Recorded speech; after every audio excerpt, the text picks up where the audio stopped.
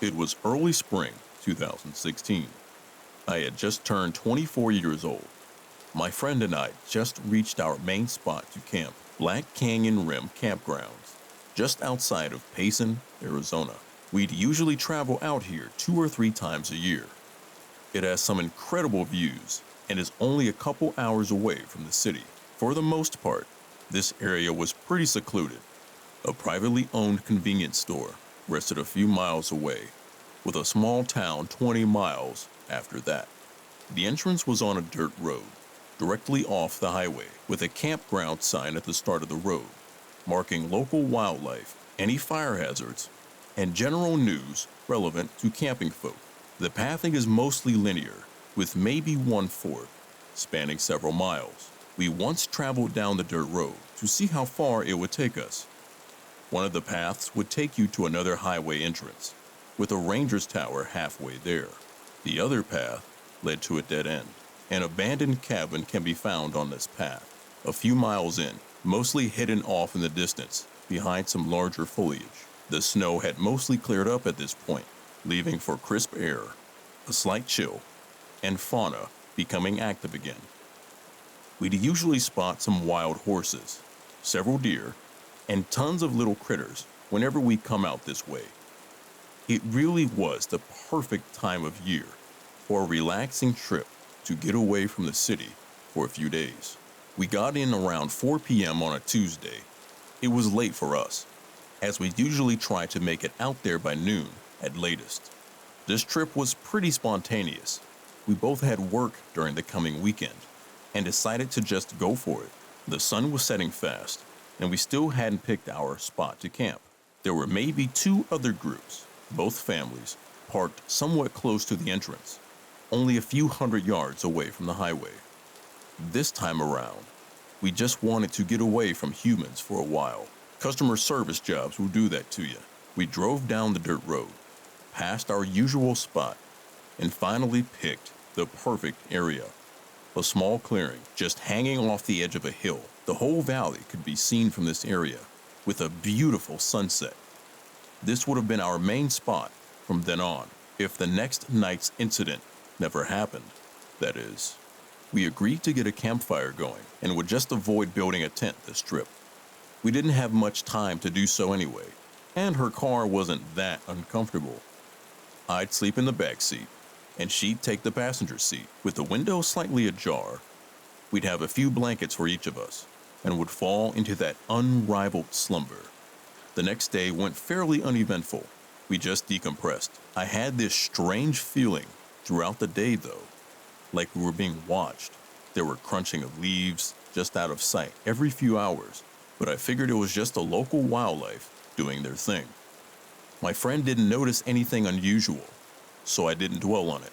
Night came, and the feeling still hadn't gone away. My friend must have felt something she didn't vocalize, though. She took some of her sleeping pills.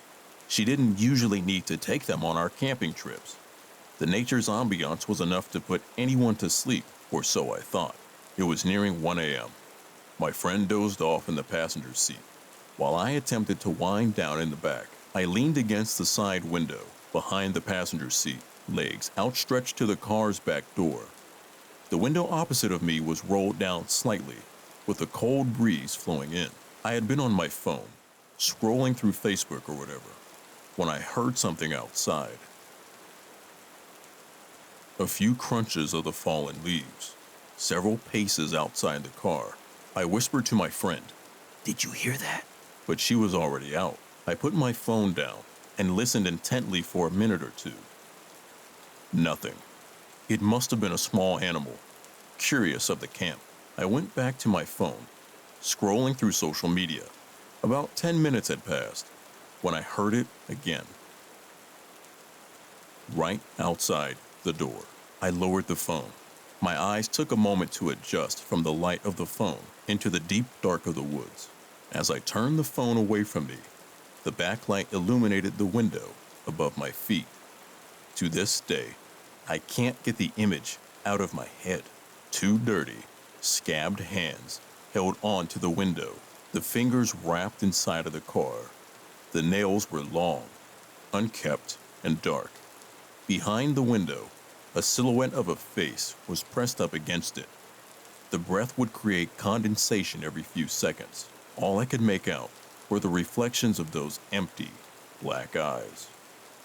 I couldn't move. I couldn't scream. It felt like eternity. The staring contest between me and this thing. Thoughts were repeating incessantly inside my head. Why haven't they ran away when they saw that I noticed them? What were they planning? Is this the face of death? After probably 10 seconds of not doing anything, the hand slowly unclenched the window and receded into the darkness. The condensation on the window dispersed. Another couple of seconds passed before I heard the dreaded, methodically fading into the distance. I still just sat there. What in the fuck just happened? Why didn't I do anything? Why am I still not doing anything? I pounded on my friend's seat, waking her up from her slumber into a dizzy confusion. I unlatched and kicked open the back door and took a moment to scan the area. Whoever they were, whatever it was gone. I scrambled to pick up any important camping supplies we left outside and just crammed everything into the back seat and trunk. Periodically looking over my shoulder, listening for those footsteps, I slammed the back door shut, and there they were, a grim reminder of the horror that just happened. 2 handprints imprinted on the window. I quickly wiped them off the window in a panic, a reaction to erase the event, I guess. I jumped into the front seat, started the car, and floored it out of there. My friend, finally coming to, asked me what the hell I'm doing. "We gotta go," I said. "There's someone out there." I didn't see whatever or whoever it was while fleeing the scene. Speeding down the dirt road, my friend insisted that I slow down, and I eventually did. We reached the highway, and I proceeded to drive 20 miles or so before we reached a Denny's where my friend asked us to stop so we could eat and that I could explain everything. The nightmare subsided a few months later. My embarrassment continues to this day for the state of shock I was in at the time. Everybody says you either have a fight or flight instinct, and I'm confused whether I have either. I mean, I just sat there and did nothing. I frequently tend to ask myself who was out there. Was it another camper messing with us? A resident of the abandoned cabin down the dirt road? Or maybe something more paranormal residing in the forest, watching lone, vulnerable campers as they drift off to dreamland. We'd still go camping there in the years ahead, but never too far from the highway. Whatever it was, I hope that was the last I've seen of it. This happened to me and my girlfriend I was dating back in the summer of 2014. This all took place in South Carolina, and my girlfriend and I wanted to take a camping trip. We initially tried to go to a place 45 miles from our hometown, but they were going to charge us double what we thought we were going to be paying for. We decided to head back, and it just occurred to me there's a spot very close to where we live. Now, I will say it's more boondocking and off-grid. We didn't have to pay for anything, just parked the car and we got out. This place is quite gorgeous. There's a historic bridge and trail, also some of the oldest railroad tracks in the South. We got there before sunset, so we had plenty of time to pitch the tent and set everything up. There were a few cars when we arrived, but they were most likely hikers and would be gone by nightfall. The only thing that made us uncomfortable was a busted up and rusted old white van with no license plate. We both pointed that out, thinking it was weird, but we shrugged it off and started walking to a good place to set up camp. After several hours, around 3 a.m., following some quality time spent with her and taking in all the nature, and then going to sleep, we started to hear this obscure singing and walking around our tent. Anytime you hear a commotion that early in the morning, nothing good can come of it. I peered my head out the tent to see what was going on. I didn't see anything or anyone, but nonetheless, I didn't want to stay in that area when we were both freaked out. Just because I couldn't see it doesn't mean it's not there. I barely did a decent walk around our tent. As we were quietly gathering our belongings, we swore we heard the singing get louder. I recall a few words in the song that he was singing. It had, "Now won't y'all come out?" followed by this raspy laughing. Once we finally packed the tent, that was when the crunching on the leaves and his humming sounded really close by. We booked it. I grabbed her hand and threw the tent and the folding chairs on my back. We made sure to run the opposite way from where all his noise was coming from. Luckily, we set up camp fairly close to the parking lot because I could see lights through the trees. As we ran and scurried away from whoever was chasing us, we noticed the lights from the parking lot wasn't just street lights, but also, to our horror, it was that old rusty white van we saw at the beginning. We hurried uphill, just hoping this guy was alone. If he had an accomplice, that would be another person to deal with. As we reached the lot, we got into the bright streetlights. I noticed my girlfriend's hand make a slight twitch, and her pace slowed down. From that, I could tell she was turning her head to take a look at our attacker. I heard her gasp loudly, "Come on, don't look, we're almost there." She focused back, and we continued running in unison. This guy was getting closer, as I can hear the noise of the gravel intensify. I heard his wheezing and him barking, "Don't y'all think you'll get away?" As we just made it past the van, we split, and I handed her the keys so she could unlock and start the car, and I can throw all of the gear in the trunk, and then we can make it out of this place.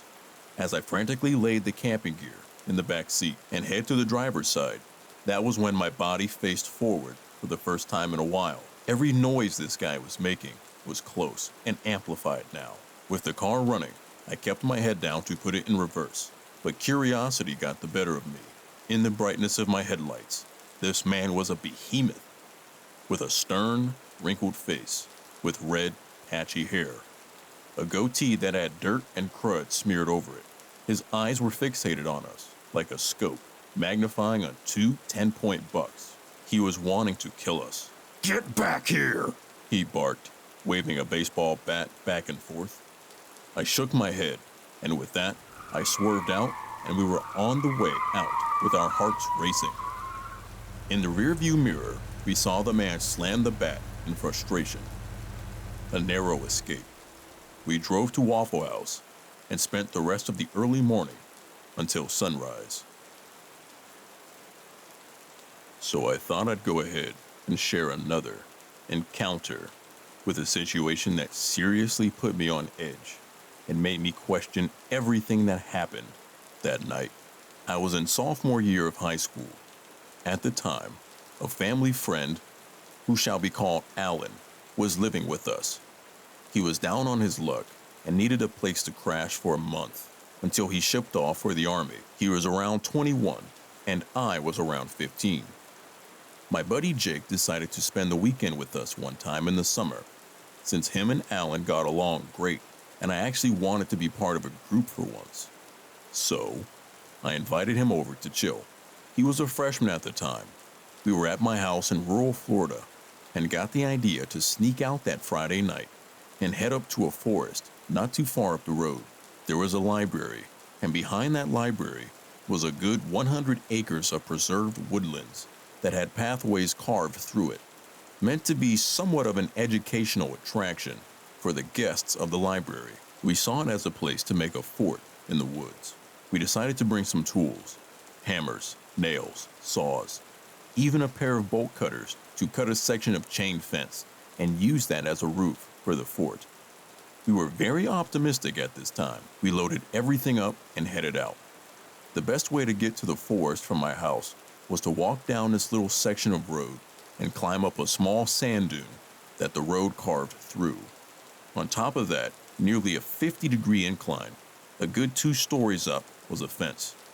We cut the fence with the bolt cutters and let ourselves in and found a good place to set up camp.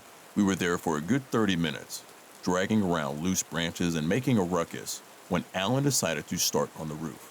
Jake decided to stay back at the fort, while me and Alan went to go get a section of fence. We got back to the part we cut open, and as we were cutting the rest of it out, we both looked over the fence line, down the sand dune, to see an old, white van parked off the road, facing us, with its lights on. Two hooded figures and a dog were standing next to it.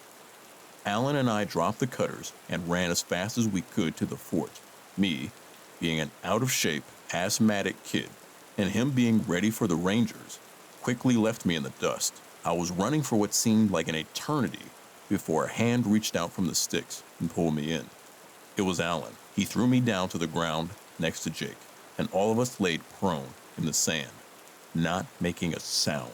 We heard the sound of footsteps shuffling through the sandy path by our fort, and as it got closer, we all heard a low, raspy breathing. Whoever was running was either old, a smoker, out of shape, or any combination of the three. I started wheezing right as the figure walked past us. Alan motioned for me to use my inhaler in my pocket. I did, and as the device puffed, the footsteps stopped. It felt like we were laying there for hours after that. But when the steps picked back up, we realized they only stopped for a second or two. When the footsteps left, we all whispered to each other what to do. Alan decided to be the man and give himself over to whoever those men were. His logic was, since the city courthouse was literally an eighth of a mile down the road, he could run to it if there was trouble. Judging by the shape of the person following us, it didn't seem like he'd have any problems outrunning them. So, we broke up. Alan decided to run out to the main fence and head left towards the opening and the van, while me and Jake run a good 100 feet to the right and hopped the fence into the tree line on the side of the road. We counted down, and in a flurry, we all hauled ass. I've never ran that fast in my life. Everything was a blur. I looked back at Alan before he crested the sand dune, our knight in camo armor, willingly confronting would-be attackers to let two kids run for safety. Jake and I were running down the sandy path next to the fence when we heard the same breathing from earlier. And out of the corner of our eyes, coming from a path that led right to the one we were on, stood a very large man that let out a grunt when he saw us. We literally ran right past him on our right and kept running, faster than ever. We crested another dune and decided to jump the fence when the man couldn't possibly see us. We vaulted clean over into the bushes. We hid in the bushes and tree line next to the road as we saw a very large man run past us on the other side of the fence. He ran right past us. We were amazed our hiding spot worked. It was as if I could hear every one of his wheezes as he shuffled past us. We each held our breath, making sure not to make a sound. Just then, a voice on the other side, near the side of the roadway, said, "It's okay, boys. Come on out. You're safe."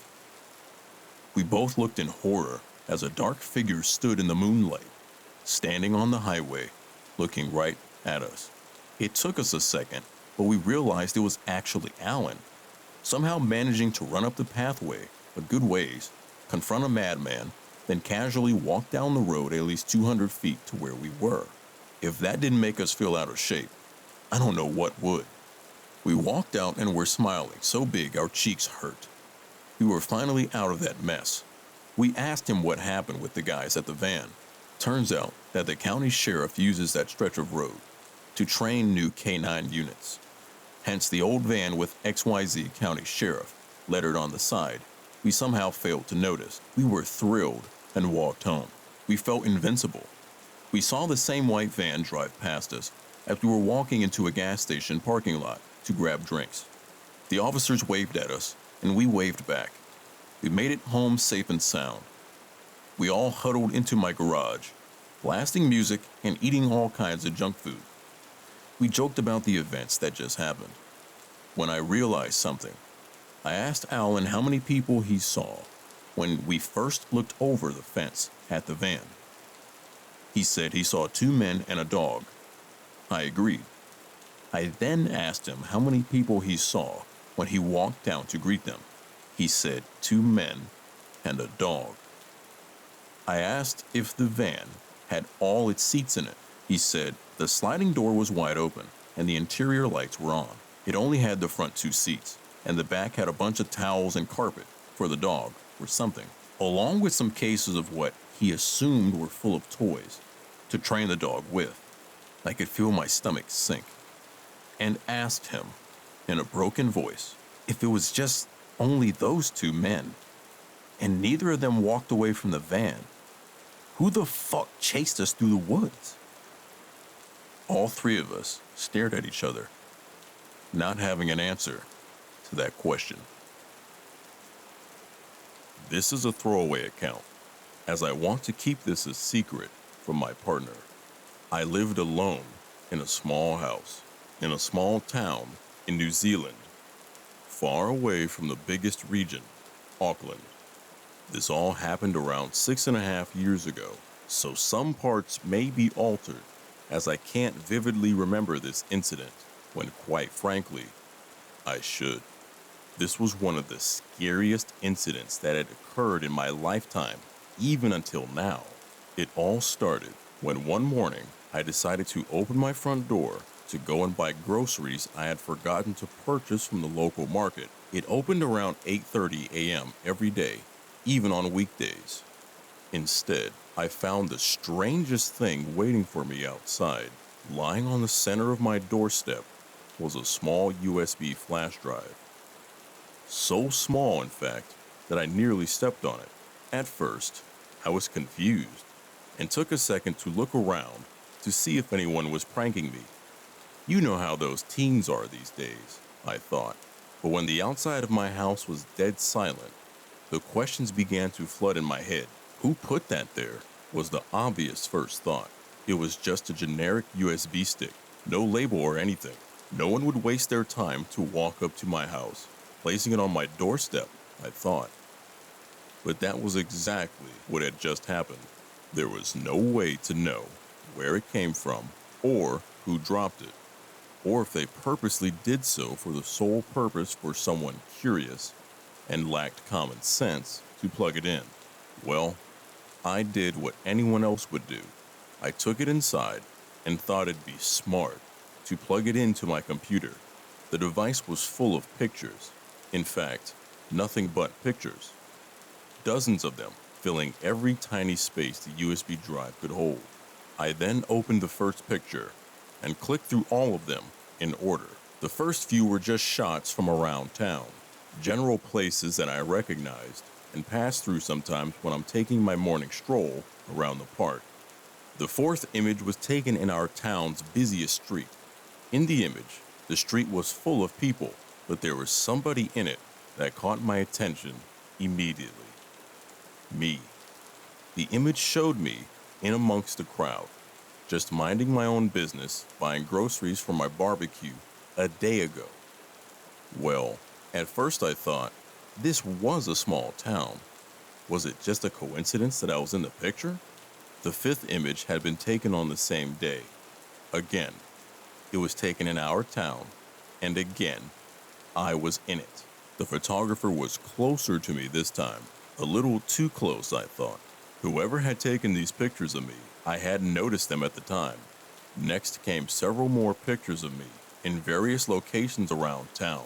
Then something more chilling. A photo of a house. My house. It was nighttime in that image, and the living room light was on. I clicked through the next image. It was another image of my house, this time taken even closer. Through the living room window, you could see me sitting on the couch on my phone. I could tell from the clothes I was wearing that it had been taken the night before, right after I'd taken a shower. I had no idea somebody had been outside watching me. I kept clicking through the images on the drive, photo after photo of me inside my house, taken from just outside my window. Because it was so light inside and so dark outside, I was totally unable to see that somebody was watching me from out there. I couldn't see them, but they could see me clear as day. They didn't even need to use the camera light. After 20 or so pictures of me just inside my house, there came a real curveball. An image taken from inside my hallway. The man or woman or whoever that was taking pictures of me had been inside my house the night before. There were photos of my living room, now lightless and empty, obviously taken after I'd gone to sleep. Photos of my kitchen, of my dining area, my stairwell, and several taken as the unknown figure ascended my stairs towards where I was sleeping. My brain started to run wild with thoughts about who had been following me. Had I wronged someone in the past? Said something wrong to the wrong guy? Was this just some weirdo who decided to target me? Were they armed when they came to pay me a visit? Whatever the case, somebody had come inside my house at night and taken pictures of all my rooms, including my bedroom. The second to last picture was of me, fast asleep in bed, totally oblivious to the person in my home. The final image was just a handwritten note, framed in close-up. The message simply read, "Never hide a spare key under your doormat. I have since moved." This happened around 2008. I am a male and was 23 at the time this all began. It was the weekend, and an old high school friend reconnected with me online. So we decided to go grab a beer at a bar by his town, which was the same town I went to college at. It was my turn to get around, so I went up to the bar of this dim, dirty dive bar and asked for a bucket of beers. As I was waiting for my beers, a girl approached me. Let's call her Jane. Hey, do you remember me? She was acting flirtatious. I really did not know or could not remember meeting her, so I said something like, "I'm sorry, I talk to a lot of people at my job. Can you refresh my memory?" She stated she took a class with me and worked with me on a group project. I still had no idea who she was. However, she knew my name and my class that I was in. I really wasn't interested in talking to her, so I politely said, "Well, nice to meet you," and went back to my friend at the table. I leave about 1 hour later and head home. I remember I took a shower and was getting ready to go to bed. I checked my phone before I got into bed, and an unknown number called me 2 times and texted me and left me a voicemail during the time I was in the shower. The text was from Jane, saying it was great seeing me and that I looked cute or something along those lines. It was very flirtatious. Again, I wasn't going to lead a girl on, so I responded politely, saying it was cool seeing her as well. I was weirded out because I did not exchange phone numbers at the bar. She must have had it on an old list if she was in my class. When I woke up, I had over 10 texts sent to me inviting me over to hook up. It was point blank, just telling me to come over. I laughed it off at first, and was kind of flattered, but my thought was, man, she must have drank a lot that night. I didn't respond as I felt it would be awkward. Then the real shit begins. I worked in an office where I could not have my cell phone out, and it's a very professional environment. On my break, I powered my phone on, 19 missed calls, 20 plus texts, and approximately 10 voicemails. I freaked out as I thought there was an emergency, but everything was from Jane. These messages go from hellos to sexual advances to anger as to why I'm not answering, to "I'm sorries," to sobbing "I'm sorries," and even to threats of suicide if I don't respond. I was beyond freaked out, but I texted to see if she was okay or needed help. She texted me as if it was the greatest day of her life because she heard from me. I then let her know I felt her messages were inappropriate and that I didn't want to give her any feelings that I wanted to date her. I was young and wanted to experience dating, but not with her. From the beginning, this was just so odd to me. She began to go through cycles of anger, seduction, sadness, happiness, etc. I began getting 40 plus calls and messages. I decided it would be best to just stop responding at this point. This went on for over a week, day and night, calls and messages. Then one message caught my eye. She mentioned where I work. I never told her this. There was a Wendy's a stone's throw away from my job. I got paranoid leaving work, thinking she was following me. I'd drive around for a while before going home from work. I remember sending her one last message, stating if she contacts me again, I would call the police. At the time, I had to pay a monthly fee on my cell phone to have the number blocked, but I never heard from her again. For some context, I'm a 32-year-old female. This happened to me when I was about 25 or 26. I worked full-time as a researcher at a university, which is where these encounters took place. I'm not a professor or anything, and because of my age at the time, I could have easily been mistaken for just another student wandering around campus. On some days, when the weather was nice, I would prefer to spend my lunch hour strolling around the university grounds outside, or sitting underneath a shady tree on a bench, enjoying the time I was not sitting in a cramped corner of a laboratory. On one of these days, I was sitting on a bench, enjoying the fresh air, and a male student walking by asked if he could sit next to me. I'm a pretty shy and awkward kind of person, so even though I really would have preferred sitting alone, I said, sure.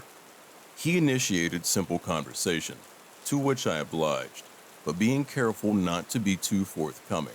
He mentioned he had seen which departmental building I came and went from, which slightly alarmed me, given I had never seen this person before in my life.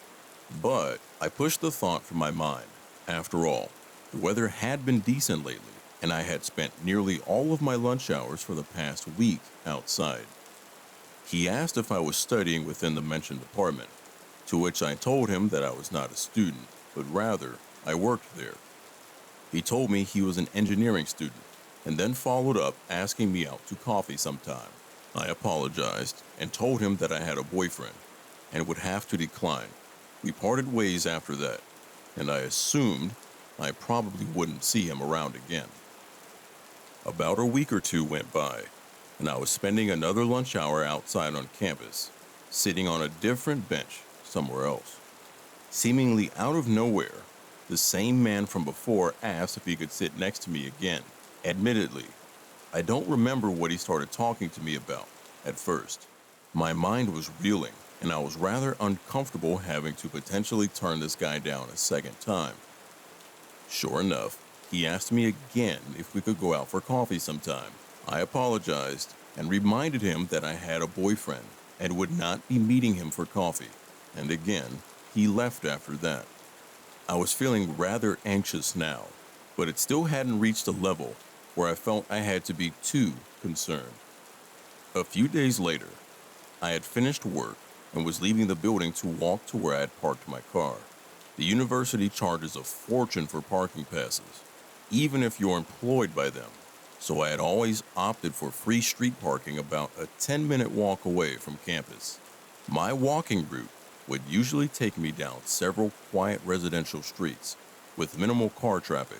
Even pedestrian traffic was pretty sparse on the busiest of days. It wasn't until I was about halfway to my car down one of these quiet back streets that I noticed someone walking directly across the street from me, but keeping a few paces behind. I noticed him from my peripheral vision and didn't want to flat out turn to stare at him. It wasn't uncommon to see someone else by any means. I was just always trying to be aware of my surroundings when walking the streets alone. I had to make a few turns coming up anyways, and the chance that they would be going the same way as me was slim. But he did. He made all the turns I did, still walking on the sidewalk across from me, a few steps behind. I still did not want to look at whoever this was. I didn't want him to know that I was aware of what I thought he was doing. I quickened my pace to a speedy walk. I was approaching the first of two busier streets before I would reach my car. His pace quickened to keep up with me. That was the moment I panicked. The moment I was sure that he was indeed following me. After that, I started a full-out jog to cross the first of the busier streets. He ran to keep up behind me and was now on the same side of the street I was. I was now nearly at my car. I had to cross the last busy street and get about 100 meters, and I would be there. But it was crossing the street that worried me.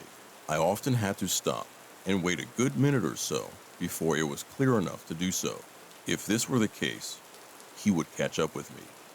As if the stars aligned, as soon as I made it, running to the busy street, I had a gap to cross. I booked it as fast as I could, finally turning around once I had made it, to look and yell at the man who had been pursuing me. It was him. I could have suspected, but now it was confirmed. It was the engineering student whom I had turned down for coffee. Stop following me! I yelled at him from across the busy street. Can I just talk to you? He yelled back. I didn't even answer him. I mean, the answer should have been obvious from the start, and I was certainly never going to give my time to someone who had just followed and then chased me for about a kilometer. I keep moving quickly to my car, so determined to get the hell out of there that I didn't even care if he saw which car was mine. He had given up following me and never tried to cross the road, to my relief. I got home and broke down. I mean, worse things had happened to other people, no doubt, and I was not harmed, fortunately, but I was shook. I had some anxieties walking to and from work after that. It wasn't long before a coworker and I would walk most of the distance back to our cars together after work. I even changed where I started parking for a time. A few weeks had passed since the incident, and I had not seen him around campus at all. I had started spending my lunches in the lab instead of outside, but occasionally I would go to the student center to buy lunch instead. This one particular day, the food court in the student center was packed, almost shoulder to shoulder. I was standing in line at a burger stall, and I heard a guy try and get someone's attention through the crowd. I look up, and it's him again, waving to me and trying to make his way through the people. I panicked, and even though I'm terribly shy, I started a scene and yelled to him to leave me the fuck alone. His face dropped instantly as people stared at us, and he slinked back into the sea of students. My heart was pounding, and I was shaking. I don't even remember if I ended up getting food after that. I went back to work, and from then on, was even more focused on my surroundings than I ever was before. It's been 5 or 6 years since then, and I still work at the university. I am so relieved to say I never saw him again after the food court, and haven't had any other harrowing accounts on campus. I am still diligent about being aware of my surroundings, especially when I have to walk to and from campus alone. I never asked the guy his name, so I couldn't even report an incident to campus police or anything. All in all, I'm just glad I never saw him again, and I can only hope he never did this to any other girl before or after me. Here's a pretty creepy experience I had back in the early 2000s in Japan. A little background on me for context. I grew up as a biracial military brat and spent the better part of 2 decades growing up in Japan. Having spent years growing up in Japan and in the US, I can confidently say there is something different when it comes to talk of paranormal or strange experiences. I imagine that many on the subreddit may be familiar with how popular spooky Asian stories have become in the last 20 or so years. So read on to hear about some of the strangest occurrences I have encountered. During my late teens to my early 20s, my social circle and I had a naive obsession with exploring places in Japan known for paranormal activities, urban legends, and investigating creepy areas. This was prior to the advent of reality television really blowing up, like ghost hunting shows. In Japan, shows like this would broadcast regularly in the summer. Like October is the witching season for Western cultures. The month of August is for Japan. This was our motivation for partaking in these excursions. So, here is my story. As a military brat who grew up in Japan while attending school on a U.S. military installation, I graduated in the early 2000s. Following graduation, most of my graduating class moved back to the U.S. to pursue college or start their adult lives. Most would leave and never return to Japan. My parent is Japanese, so I had every reason to return. It was December, and I had just returned home to Japan after my fall semester at college. To my relief, a couple of my friends chose to remain in Japan after high school, so I had friends to hang out with while home on vacation. One evening, I am out joyriding with my buddies. We had nowhere important to be and just drove around aimlessly. Occasionally, we stopped by popular hangout spots for young adults, hoping to meet some cute Japanese girls to flirt with. How else would a couple of young 19-year-old dudes want to spend an evening? My friend, which I will call Jay, had a 90s Nissan Silvia, aka a 240 SX, outside of Japan for you car folks, and he was obsessed with drifting. Truth be told, he was not good at it. You really couldn't fault the guy for trying, though. That evening, he suggested that we take off to Asamizo Park, near our hometown of Sagamihara, as this large public park had many parking lots peppered throughout its grounds. The lots were prime locations for him to practice whipping his car around, while not causing damage or fender benders. Without hesitation, we all agree and head in that direction. About 20 minutes later, we pass the main entrance to Asamizo. During the day, this is a pleasant public park that many people recreate at. Japan, in comparison to other countries, is a relatively safe country. This park was no exception to that notion. However, it did have some unfortunate events happen there. I will elaborate on this more later. After driving into the park for about 7 minutes, we reached the first parking lot. It was around 10 o'clock at night. We pull in and park.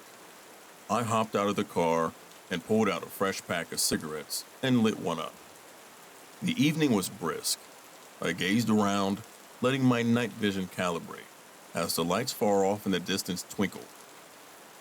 My other friend with us, R, also lit a cigarette, and we proceeded to have a conversation about whether Jay would be able to even get his car sideways.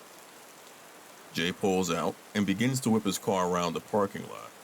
As Jay's car spun counterclockwise, the wailing of his tires attempting to grip the asphalt broke silence in the evening. Even now, I can close my eyes and still remember the smell of burning rubber. Adjacent to the parking lot was a tree line that led into some thick brush and wooded area. The park was known for its green belts scattered throughout it. I remember looking over my shoulder a few times that evening because I had this feeling that we were being watched from the woods. But each time I scanned the tree line, I saw nothing out of the ordinary. What happened next would cause me to jump so hard that I laugh even now when thinking about it. The cell phone in my right pocket started ringing and vibrating, and I jumped with fright. The fact that light paranoia had set in from watching the tree lines did not help with the anxiety experienced from the unexpected phone call, as I was attending college in the United States and was only back on vacation. I no longer had a cell phone in Japan. In fact, my younger sister had lent her phone to me so that I could be reached if necessary. I pulled the phone out thinking that she or my mother was calling for something, as none of my friends even had this number. I looked down at the green backlit LCD screen and saw that it was displayed in Japanese as a restricted number. I thought it was strange, but figured maybe my sister was calling from a public phone. Yes, those were still a thing back then. I answered the phone and said, "Moshi moshi," that's how you answer a phone in Japanese. And there was nothing but silence for a response. I remembered hearing a bit of static, and then finally I heard the voice of a Japanese girl. My immediate thoughts were that this must be a friend of my sister, and so I explained that I am her brother and borrowed her phone for the evening. If she needed to get a hold of my sister, she should ring the house. She apologized, and I reassured her that no harm had been done, and then promptly ended the phone call. I placed the cell phone back in my pocket and focused back on the ruckus of noise coming from Jay's car. It must not have been 10 minutes later. The cell phone in my pocket began ringing again. This time I was sure that it had to be my sister or my mother. Earlier that day, I left home and did not say where I was going or when I planned on returning home. It wasn't uncommon for my mother or sister to call and ask if I had eaten dinner, or if she should leave food out for when I would return. I pull the phone out, and once again, I have a phone call, and it was from a restricted number. I answer the phone, and this time the voice of the same Japanese girl was on the other end of the phone call. Before I could ask why she was calling for my sister, she cut me off. Now, based on the previous phone call, I thought there were a couple funny things. I know most of my sister's friends and recognize their voice over the phone. This girl, on the other hand, I did not. Additionally, my sister never mentioned anything about new friends, and her circle was tight. She wasn't very big on being a social butterfly. But perhaps I was wrong. My sister is 3 years junior to me, and so my assumption was this girl had to be around my sister's age, and too young for me. I had very little interest in engaging in conversation with her. As she probed me with questions, I kept my answers vague. I don't even know why I continued to entertain a conversation with her, but hanging up would just be very rude. Suddenly, she asked what I was doing in a park, so late in the evening. I almost began to answer when it dawned on me. I did not mention anything about where I was or what I was doing. I told her I never said I was at the park. She lightly giggled and tried to play it off, insisting that she thought I said I was at a park. I told her this was weird and I had to go, and hung up. Jay grew tired of drifting in this parking lot. He pulled up to us and from the driver's side suggested we change up the scenery. R and I hopped back in the vehicle and off we went. Now at another parking lot, we hop out and Jay continues to do his thing. This parking lot had soccer fields, not too far from it, and the lamps in the parking lot painted an orange hue, which is a bit comforting. Oddly enough, the feeling of being watched returned to me. I swung around to my right and stared at the empty field on the other side of the parking lot fence. There was nothing. At this point, Jay parks his car and shuts it off. Now silence, and a thin film of burnt rubber veiled the parking lot. Jay starts asking what was up with the phone calls. I began to explain to Jay and R what happened. They both agreed that it was a little strange, but speculated that maybe my sister mentioned to her friends that her older brother was back in town. Jay proceeds to tease me that I should start talking to the chick, but I protest because I have no interest. Suddenly, my phone rings again. Same deal. Restricted phone number and same girl. This time, she sounds a bit more aggressive. How come you left? What was wrong with the last spot? I asked what she meant. She then says, "You left the parking lot you were just at." I remember the hair standing up on the back of my neck. I made it a point to be vague and never mentioned what I was doing or where I was at. Yet somehow this girl knew what I was doing and knew that we had left the first parking lot. Something didn't feel right, so I hung up on her. A moment later, and my phone is blowing up. I answer again, this time irate. What do you want? There is silence. And then I hear light static. In a sort of hushed manner, I hear her voice. I'm at the field. I see you. I spin around and face the field, looking for any sign of a person. I remember my heart racing a bit as I fumble to figure out what exactly is going on. What do you mean you see me at the field? I asked. She tells me that she sees me standing with my friends, wearing my gray jacket and my buddy's car. She tells me that she is coming over to us and wants to hang out. The line goes dead. I look at both J and R and give the rundown on what she said. They both had weird looks on their faces, and I know them well enough to know when they're lying or pulling my leg. They both just look clueless. My phone rings again. Hey, I'm almost there. Will you wait for me? The girl asks. Huh? No. What is going on here? Why do you keep asking me questions? How do you know where I'm at? Just who are you anyway? I know all my sister's friends, and I don't recognize your voice, I exclaimed. I never said I knew your sister, she replied in another hushed manner. At this point, I was like, what the fuck? I look back at the field, and I don't see anything.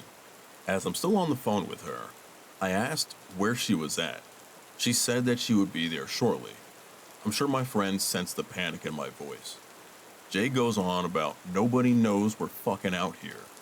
How does this chick seem to have our location?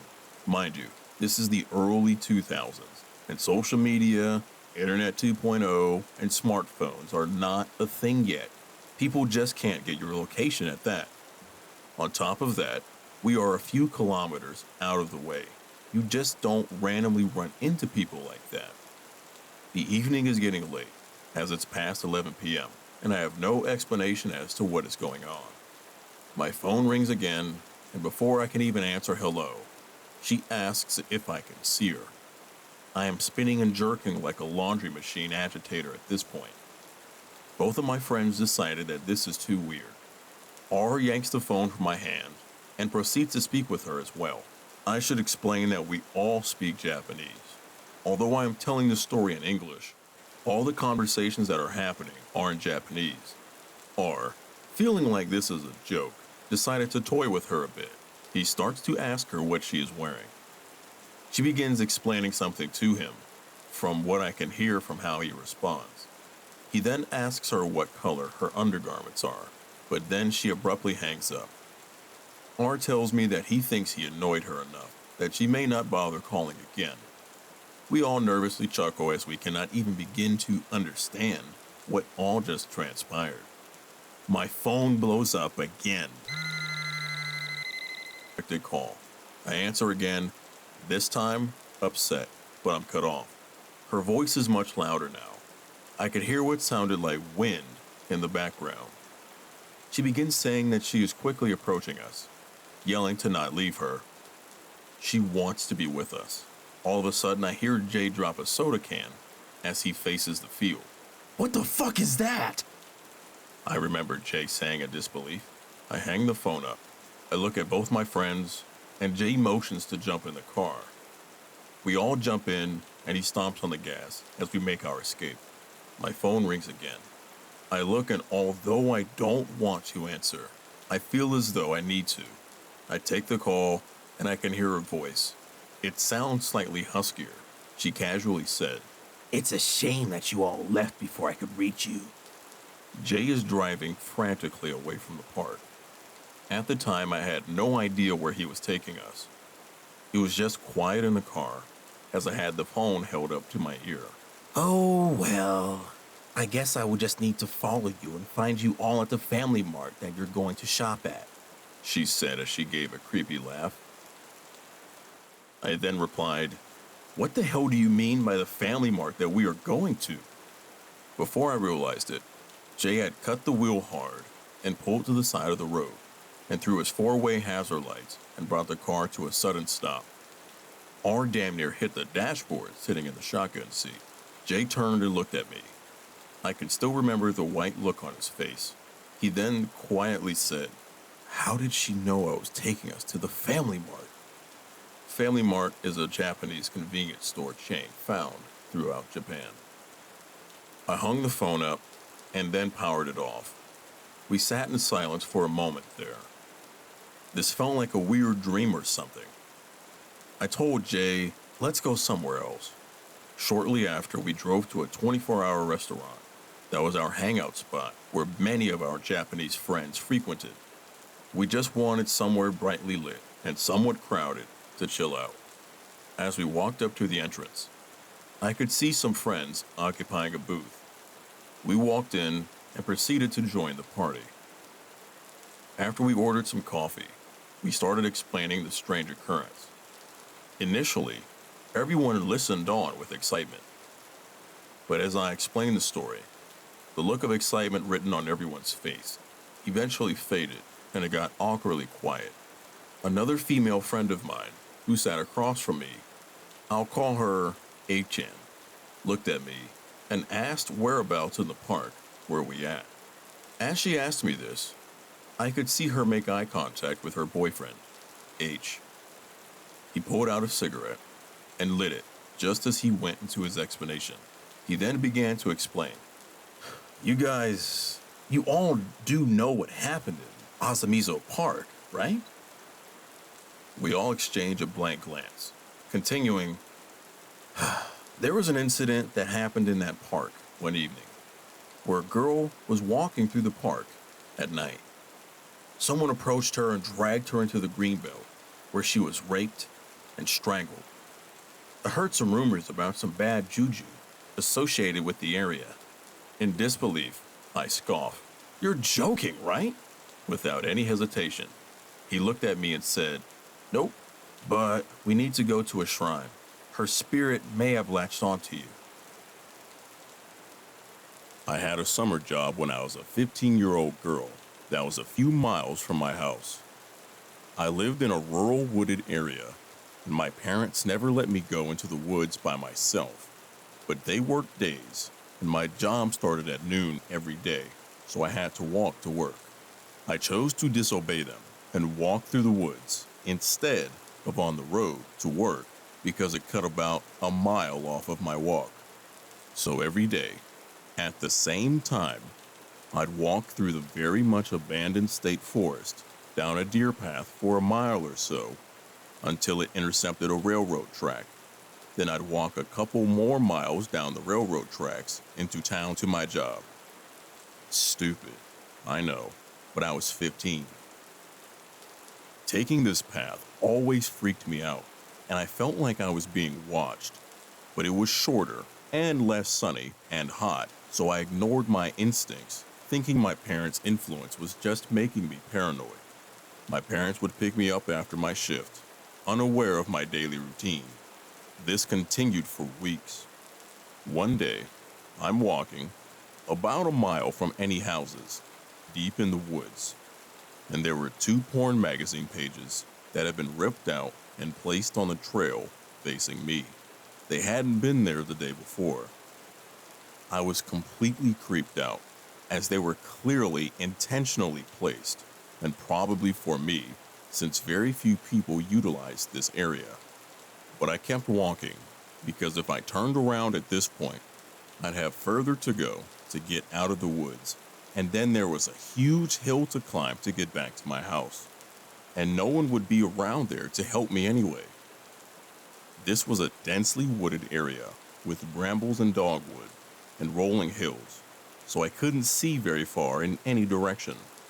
Suddenly, I could hear someone else walking close by. I stopped, and I would hear them for a split second, and then they would stop. They sounded like they had change in their pocket, so I knew it wasn't an animal. But because of the echo, I couldn't tell where it was coming from. Just to check that I wasn't crazy, I stopped once more and heard the same noise, which quickly stopped when I stopped. That's when I knew I was being stalked. My heart was racing with fear, and my vision went blurry, but my instincts told me not to speak and not to run, but just keep walking down the dense deer path further into the woods. My gut told me not to look behind me. I could sense there was someone right behind me on the deer path now, but I did not look back. Now, I'm a rather short, slightly chubby person, always have been, and looking at me, you'd probably assume that I couldn't run very fast. So if you wanted to catch me deep in the woods, you might assume you had plenty of time to do so. And looking back, I think that is exactly what this creep was thinking. But back then, I ran cross country and track, and could run a 7-minute mile, and hills were my specialty. I always placed really well on hilly terrain. By no means was I a great runner, but certainly I was likely faster than whatever pedo creep was hanging out in the woods stalking a little girl. It's not that I was processing this thought at the time, I just instinctually knew not to run. Yet. I kept walking, seemingly deeper into the woods, because I knew the train track was up ahead. where there would be more space to run without tripping or getting caught in the tree branches. It was terrifying to not look back, but something told me not to. While I walked, I felt like my entire body was shutting down. It's a feeling I've never felt before or after that day. It was the feeling of being prey. Everything went blurry, and I could feel blood pulsing in my ears, and my heart was pounding. I just kept walking, like nothing was happening, and did not turn around, but I could feel someone maybe 5 or 10 feet behind me at this point, following me for a good eighth of a mile. I didn't turn around. I didn't scream, because I knew no one would hear me. As soon as I got near the train tracks, which were elevated along a man-made gravel mound, I ran. And then I ran on all fours, up the hill, gripping on the weeds to pull myself up faster. And then I sprinted along the tracks as fast as my lungs and legs could carry me. I heard and saw branches snapping below me in the woods, but now I was out in the sun, and the woods were dark, so I couldn't see what was behind the branches. I just kept sprinting. I never even saw the person, but I knew their intentions were awful. I never cut through the woods again, and I didn't mention what happened to my parents until I was 18 and had moved out of the house. I was too afraid of being grounded. This happened to me years ago. Still seems like yesterday. I was driving with my girlfriend to her parents' house to celebrate her father's birthday. Mind you, the trip from where I live to her parents is a 6-hour drive. We packed things up, gifts, and some other small stuff, and we were ready to go. The journey at the beginning was fine, not much traffic. It was very nice weather, considering it was the start of the spring. Then, out of nowhere, I got a flat tire. Not a problem. I'm a handy guy, and I replaced it, but it took a while, and the evening was approaching. I was driving using Google Maps. The road I was traveling on was new to me. My girlfriend started napping and said to wake her up when we were going to be close. I said okay. She was working long hours the day before. Google Maps was showing the road through the woods. I had suspicion that maybe the map was not showing the right way, because from time to time, Google does do that. Changes the direction out of nowhere, that kind of thing. When I reached the forest, I stumbled across a small parking lot. It was very old, and it seemed like nobody really used it. Patches of grass were uncut, and the road to the park was full of holes. And surprise, surprise, Google changed the direction. I stopped in the parking lot. There was nobody around. I turned off the engine, but left the headlights on. I was checking my phone for new directions, and didn't really pay attention to what was going on around me. But just then, I saw 3 men in front of my car, very close. They were approaching stealthily, and they were coming toward my car. I turned on the engine, put the car in reverse, and was driving as fast as I could. As I was backing away, I saw the face of one of the men. It was creepy. He had no real emotion, no anger, but his eyes said it all. He had evil intentions. My girlfriend woke up, and she started asking what I was doing. I said to her that someone was chasing us. Apparently, I screamed and was shaking while driving, so she knew I wasn't messing around. I didn't care where. I wanted to escape this forest as soon as possible. I was looking at my mirror every 10 minutes. That was the creepiest thing that happened in my life. I didn't know who those men were. This story is told from the perspective of a female. So this happened right before my 20th birthday, when I was in the U.S. Navy. I was stationed at a naval school in South Carolina, the entirety of my enlistment, close to Charleston, but not actually in the city. It wasn't uncommon for people with cars to drive into the city, and everyone was friends with someone with a car. Me and my class leader, who's a 22-year-old male, we'll call him P, were really close, and he was friends with this New Yorker, who's a 19-year-old male, that I didn't much like. We'll call him T. But T had a car, so we ended up doing a lot together. One night, after all three of us had tanked an important test, I convinced them to go for ice cream. We decided on this little mom and pop style shop on the far side of Charleston and piled into T's truck. After we had gotten our ice cream, P went to start giving T directions. T couldn't find his way out of a shoebox, but T insisted he knew a shortcut and we needed to just enjoy the ride. We didn't have anything early the next day, so I figured, F it. This will probably be a funny story later when T gets us lost. So we're driving for at least twice as long as it would have taken to get back to base. But T keeps promising we're almost there. Meanwhile, we haven't seen a building in at least 10 miles, and the road is so dark, I feel like I'm looking into the abyss. T mentions that he has to pee, so P and I tell him to just pull over and take a leak. The road was lined with forest, so we had options to save his dignity, but he insists on pulling all the way off the road. So T finds a dirt road and turns down it, and P and I look at each other and both say he needs to stop. P and I are both from the South, while T grew up in mostly New York City.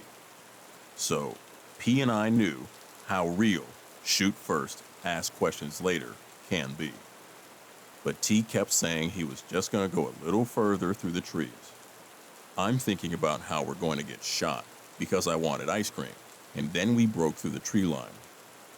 About 20 yards in front of us was a big bonfire that was bright compared to the light from the new moon. Immediately, my stomach dropped, and P and I both started screaming at T to turn around. That's when we noticed the figures around the fire and those closing in around us. T was frozen in the driver's seat, so I reached into the front and put the truck in reverse while hitting him repeatedly in the shoulder. T slowly turned around to check behind him, to back up, only to freeze again. I turned and saw more figures closing around the trail behind us. P, by now, had pulled out a flashlight and was trying to blind the figures while repeatedly telling T to just go and that they'd move. So T starts to slowly make his way back while P's whipping his flashlight around, and I'm making sure all the doors are locked and rolling up the rear windows and closing the back sliding window. The crowd parted like we were Moses and they were the Red Sea, and we made it back onto the road without any other problems. We rode the rest of the ride in almost complete silence, and the three of us have never actually spoken about it since.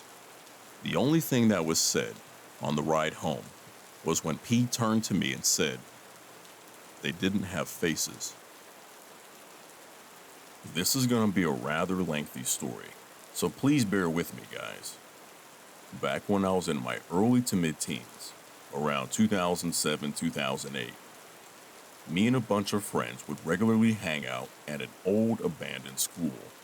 A very small school with only 8 classrooms, a teacher's room, a cafeteria, 2 bathrooms, and one room we had no idea what was in it since it was always locked. But I'll get back to that later. This school hadn't been able to keep up with the 80s modernization of our town and the large number of newcomers that followed with it. And as such, it quickly closed down in favor of new schools and buildings by the end of the 80s. Most of the place was boarded up completely, but you could enter through a window in one of the classrooms, where the board had been ripped down. Our routine was always the same. Whoever of us got off school first would go down to the building and go through the different rooms to make sure everything was empty and safe, as these buildings had earlier been known as the spot for local drug addicts, and used needles and such was a common sight for us by this point. So this one day, me and a friend of mine were the first to get out of school, And, as per usual, we take the walk down to the building. But upon entering and stepping out from the classroom and into the hallway, we immediately see a large man. I remember him as quite huge, but that might possibly be how he appeared to us as kids. And my friend lets out a huge scream. The man doesn't appear shocked or scared, and he doesn't seem to react to us, but he turns to look at us, and then he asks, "Have you guys seen," insert my friend's name here. We tell the guy that we haven't seen anyone and only just got there, to which he sighs and shrugs and then pushes past us to leave the same way we just entered.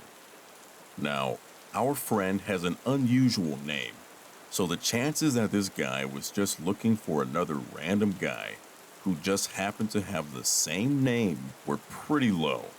But none of us had ever seen this guy before, and I happen to know most of my said friend's family as well. When we described what the guy looked like to our friend, he didn't seem to know who this guy could have been either. And for the next few months, we were too scared to go back. When we did return, about 3 to 4 months later, it was in the middle of summer vacation, and we thought it would be fun to climb up on the roof of the building and sunbathe. Upon climbing it, we found the roof to be rather weak and close to caving in, but something made us take the risk and dare to venture out on the roof. After all, a hole in the roof, which we figured would have to be directly above the room we had never been in. The hole in the roof was only about the size of a football, and one of my friends came up with the idea to lower her arm down into the hole and film the room using her phone so that we could all see what the room looked like. She puts her arm down, and as she is filming, she suddenly lets out a blood-curdling scream and immediately retracts her arm. But her phone is no longer to be seen. She was certain that something had knocked it from her hand, and as we looked down through the hole, we could see her phone laying on the floor. We climbed down from the roof and entered the building, now intent on doing whatever it would take to get in the room, so our friend wouldn't have to return home without a phone and have to explain what happened. About 30 minutes later, we finally managed to make a hole in the door and put our hands inside, and when we tried to use the door handle on the inside of the door now opens without any trouble. We step inside, and we all stare in silence.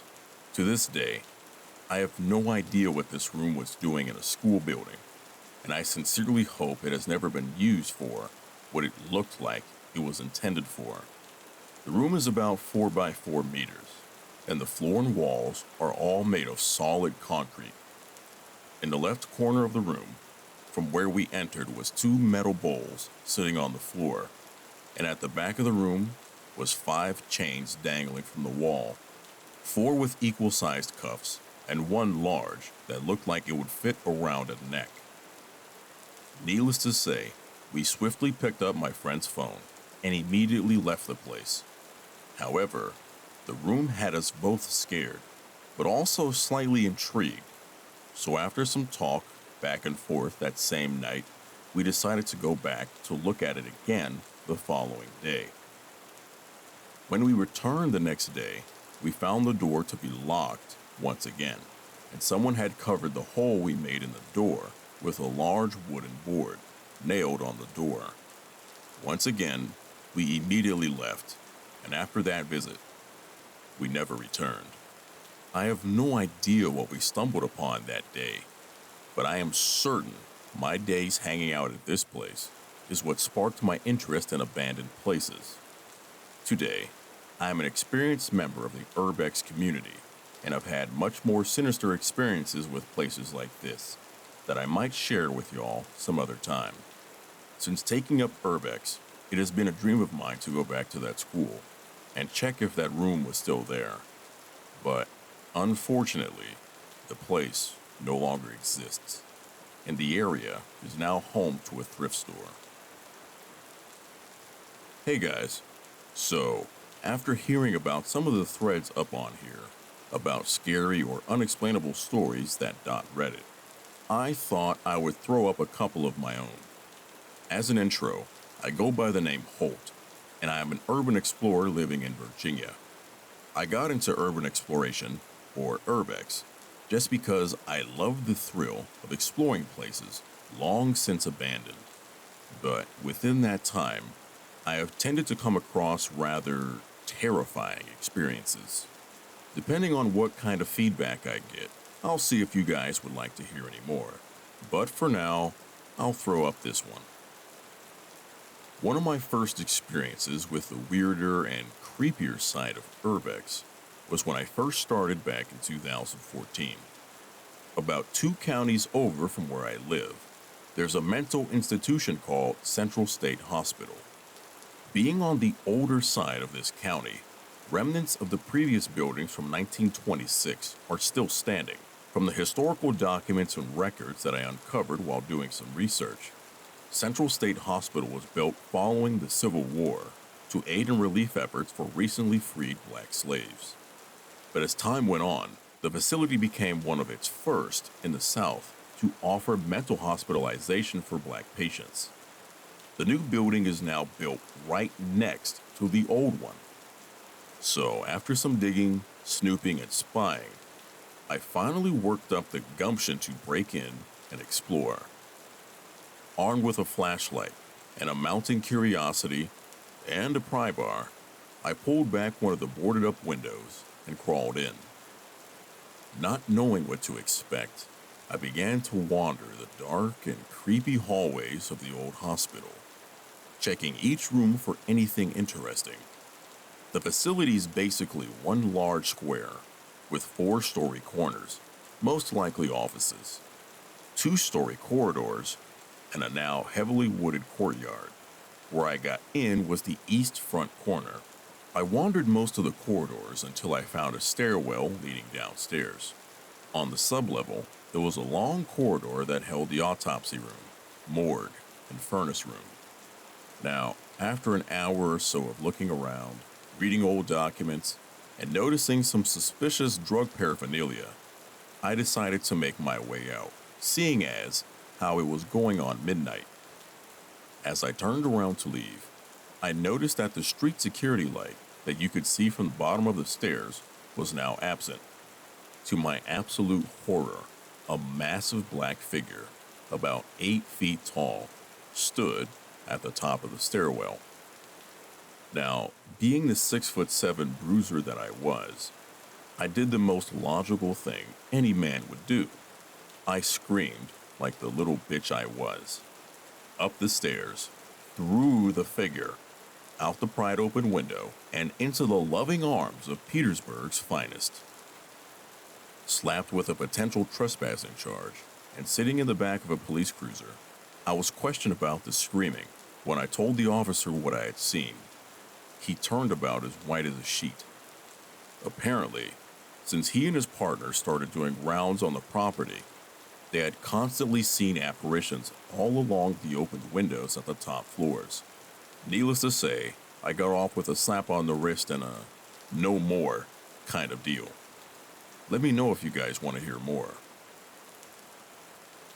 One day, me and my friend wanted to go exploring around the surrounding parts of my neighborhood. We lived in a suburban town in western Pennsylvania, and nothing really bad happens around here. I was around 16 at the time of this event, and remember it vividly. So, on this day, we heard about an abandoned house right across the highway that has been deserted for years. Being young and adventurous at the time, my friend and I were excited to check out this place. We rode our bikes to where the house was located.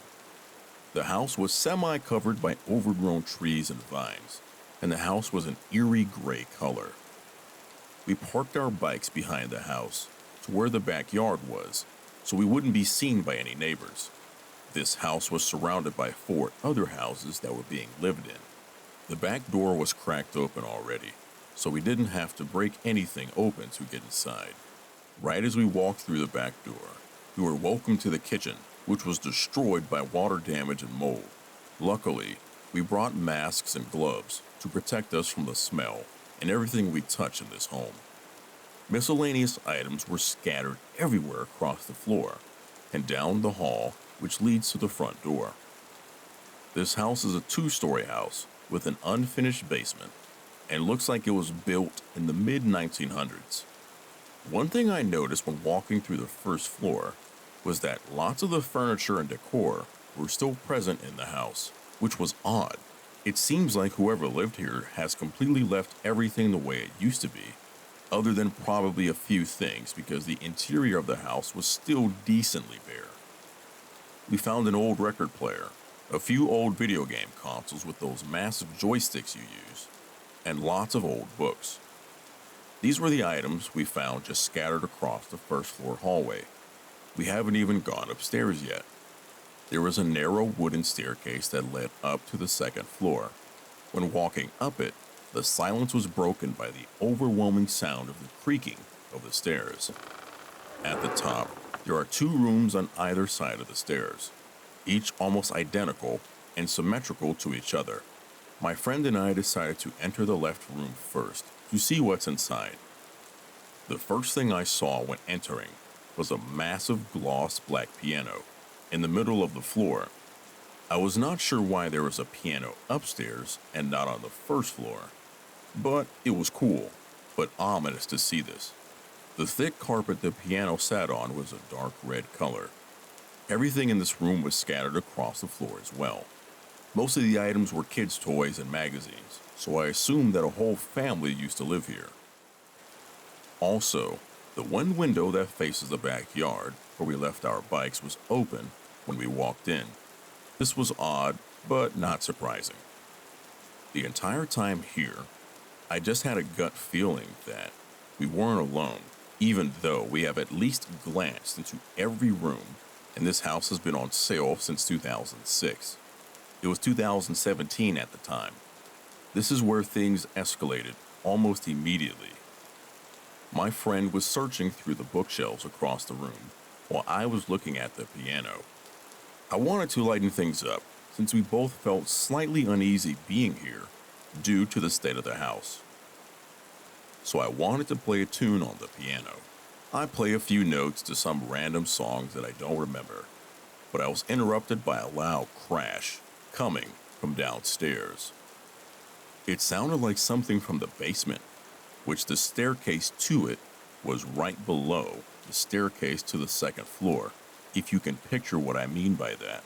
We both stood silently looking at each other in disbelief, until moments later, we hear loud stomping running down the hallway on the first floor, coming towards the second floor staircase.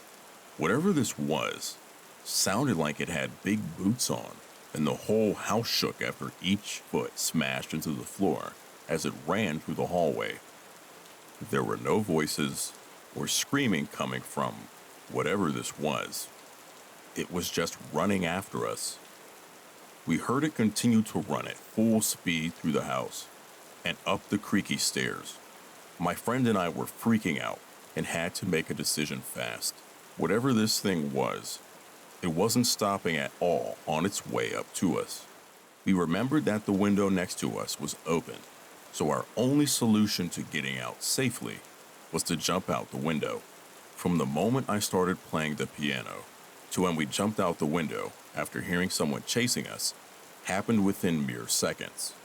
Luckily, our bikes were right below where we jumped out, and all I could think about was getting out and across the highway as fast as possible. I got slightly hurt after jumping out the second-story window, but my adrenaline was through the roof and wasn't thinking about it at that moment. My friend was right behind me the whole time, thankfully. We both got on our bikes and left. I was shaken to tears the whole ride back home. To this day, I still have no idea what was in this house that chased us. We never heard the back or front door open, and everything in this house creaks, so we would have heard it. This was in the house the entire time we were there, and I don't know how we didn't see anything. I have a great feeling that this wasn't human, but who knows? I will never forget this day, ever. Edit. Forgot to mention that I went back years later and found a barn way back in the woods. Seeing a barn in the middle of the woods would freak anybody out a little. Luckily, I didn't experience any activity this time. I only went in the barn because the house ended up being boarded up, and I'm concerned why that happened and who did it.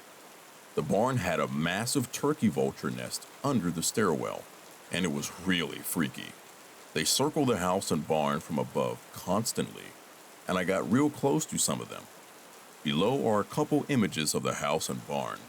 Haven't actually taken photos of the house, but I found one where it's in the background.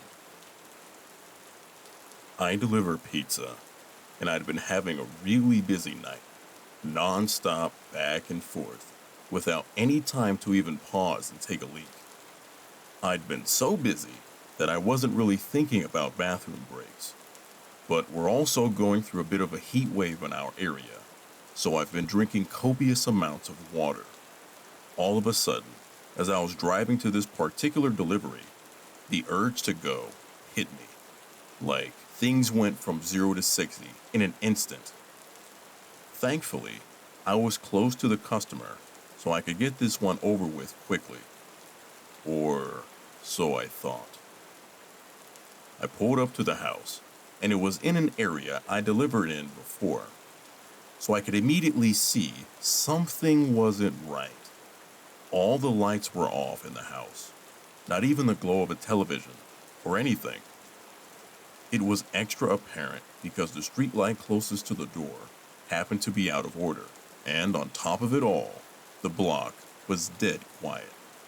This is a big university area, and obviously there aren't many student renters in July, but there had to be at least one person because someone ordered this pizza. Maybe they just like sitting in the dark, or they were out back in the yard, whatever. I just didn't want to get out of my car and knock on a quiet house in the middle of the night around 9:30 p.m. without first checking that I had the correct address and the customer was inside. It was scorching that night, even after sundown. My car's AC is a joke, and the piping hot pizzas don't help things much. So I have to try and open the car door as infrequently as possible to keep any cool air in.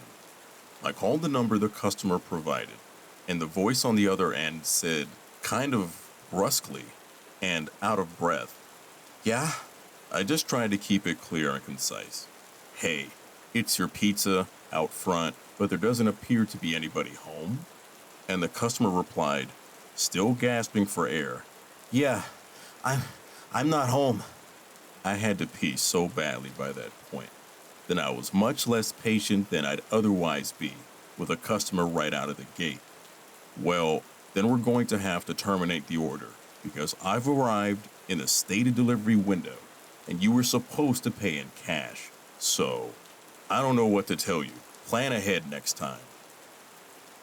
I instantly regretted letting my bladder do the talking for me, as the voice on the other end came through more clearly, as a young, bubbly, and very distraught girl who couldn't have been older than 20 or 25.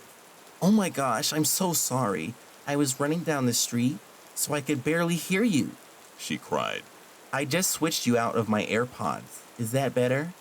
Sorry, I completely lost track of time at work. But I knew you were coming. That's why I'm literally running home right now. Please don't leave.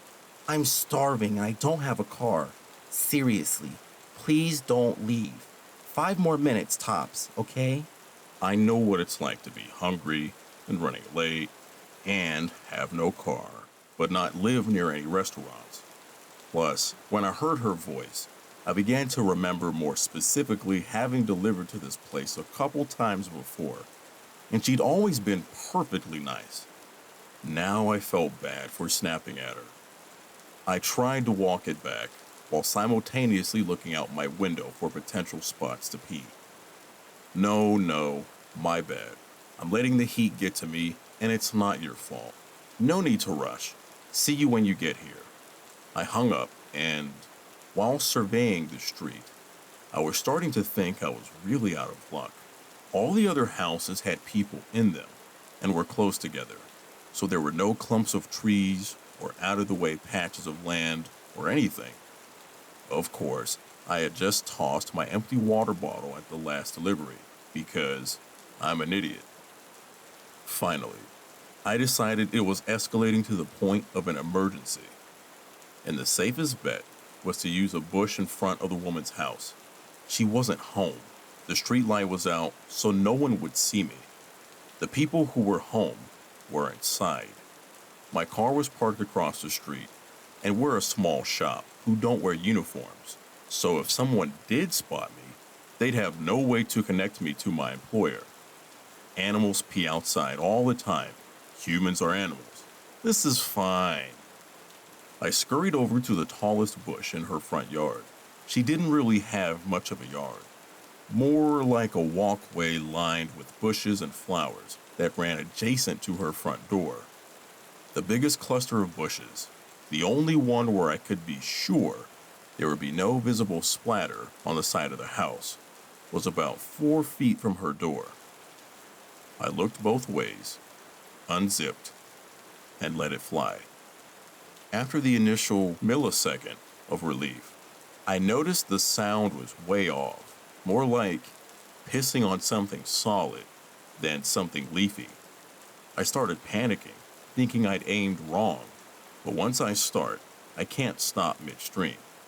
So I just kept squinting into the darkness to see if I was maybe hitting a key rock or something and could just move a few inches over.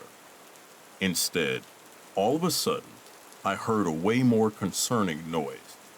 A deep voice exclaiming, "What the fuck?" And before I could turn around, assuming I'd been caught by a neighbor, a man came leaping out of the bushes. He blew by me, brushing my golden shower off him as he did. He spit pretty emphatically on the ground, so I think I might have beamed him right in the face. I didn't see where he went after a few paces, but though this next part is kind of a blur, I do think I remember hearing a car screech out from a bit further away after a minute. I'd gotten some night vision by that point, so I was able to make out his height, build, and outfit, but only the most general details of each. I was in such shock that I didn't even put my dick away. I just stood there, trying to figure out what had happened. The reality was so terrifying that my mind refused to accept it, and impulsively searched for a reasonable explanation that could make everything okay. I thought, could these bushes lead to some backyard area and just looked like they were against the house? Could they have been obstructing an open window? My inner voice was desperately screaming, "Bruh, that man was wearing a hoodie in 90-degree weather. That was a bad man. You're in a bad situation." But the very idea that I was within inches of a guy who would be hiding in bushes at all, let alone in front of a young woman's house at night, just wasn't something I was ready to grapple with yet. I was coping by not coping. My fight or flight response totally failed me at that point, because my dumbass did the absolute last thing I should have done and approached the bushes to try and validate this. There must have been a good reason for a man in a hoodie to be behind these bushes in the middle of the night theory. So I walked over to the side, turned on my phone flashlight, and tried to peer around the line of shrubbery. Pro tip, as scary as things may look in the dark, seeing them with a single beam of your flashlight can sometimes make it even worse. That's when I saw the bag. There was a tattered drawstring bag sitting behind the bushes, slightly splashed with pee. But I was in such a moronic daze from shock that I groped around for it thinking, see, this is it. This will explain why he was back here. It explained it. Once I maneuvered it over and pulled it open, I saw a sharp knife, a roll of duct tape, and a bottle of pills. The delusions officially broke at that point, and all the adrenaline, endorphins, and self-preservation instincts that had been suppressed kicked in 10 times over. I became whatever the opposite of dazed is, more laser-focused than I have ever been in my life, with one singular goal: get back to my car. I dropped the bag, booked it across the street, got in my car, and slammed the pedal to the floor before the door was even all the way closed. I went as far as I could, as fast as I could, until I hit a red signal. Then I pulled off to the side and realized I shouldn't be driving any more than necessary in the condition that I was in. I pulled into the parking lot of a 24-hour drugstore and took a breath. I was finally calm and coherent enough to zip up and formulate a plan of action. My first lucid thought was, who do I call first? The police or the girl whose house that was? I thought about it for what couldn't have been really more than 10 seconds, but felt like an hour, and I decided, okay, I am in my locked car with the engine running. If trouble starts, I can drive away. I know something's up. She might not. She needs to know not to keep walking in that direction. But as I was dialing her number, it occurred to me, what if there was no girl? I thought I remembered delivering to that house before, but what if I was wrong? What if the girl on the phone was just a decoy to get me there, to rob me, or worse? Every pizza guy on the planet has seen the Evil Genius documentary by now, so I thought. She called me all out of breath. She wasn't home. The whole thing was off. Can't risk it. I'll start with the cops. I called 911. The operator was very helpful in keeping me calm, because I was a complete wreck by this point. He kept assuring me that someone would be there soon. I kept telling them they had to get there before the girl did, but I was trying to express 3 thoughts at once, and really damaging my own credibility. It came out more as, you've got to save this girl, because he wasn't after me. I was just delivering a pizza. Unless they were after me, in which case there might not be a girl. But I talked to one on the phone, so then you should find that girl because they used her to lure me there. But if she's real, she doesn't know about the guy, who was also real. And there could be more guys if there's actually a girl. And you know what? Even if there isn't a girl, there might actually be more guys. I only checked one part of the bushes, so I don't actually know. But we'll know which guy is the one I saw because I pissed all over him, you know? I didn't mean to. This was way back when I thought the girl was real, but not home. But she might be real, so you really need to find her, if she is, because the guy was real. Finally, they basically just asked me to stop talking and stay on the line. But that was when I saw an incoming call from the customer. I couldn't answer it without disrupting my 911 call, so I just ignored it. But then she sent me this text like, hey, I'm here, don't see you. I told 911 she was there, and they said officers were only minutes away. But who knows how long that meant, especially after I'd given such a scattered account of the events in my panic. I just felt overwhelmed with guilt, because my rational mind said the odds of her being a decoy girl or some large scam targeting pizza guys were low, and the odds of her being the intended victim of a predator were high.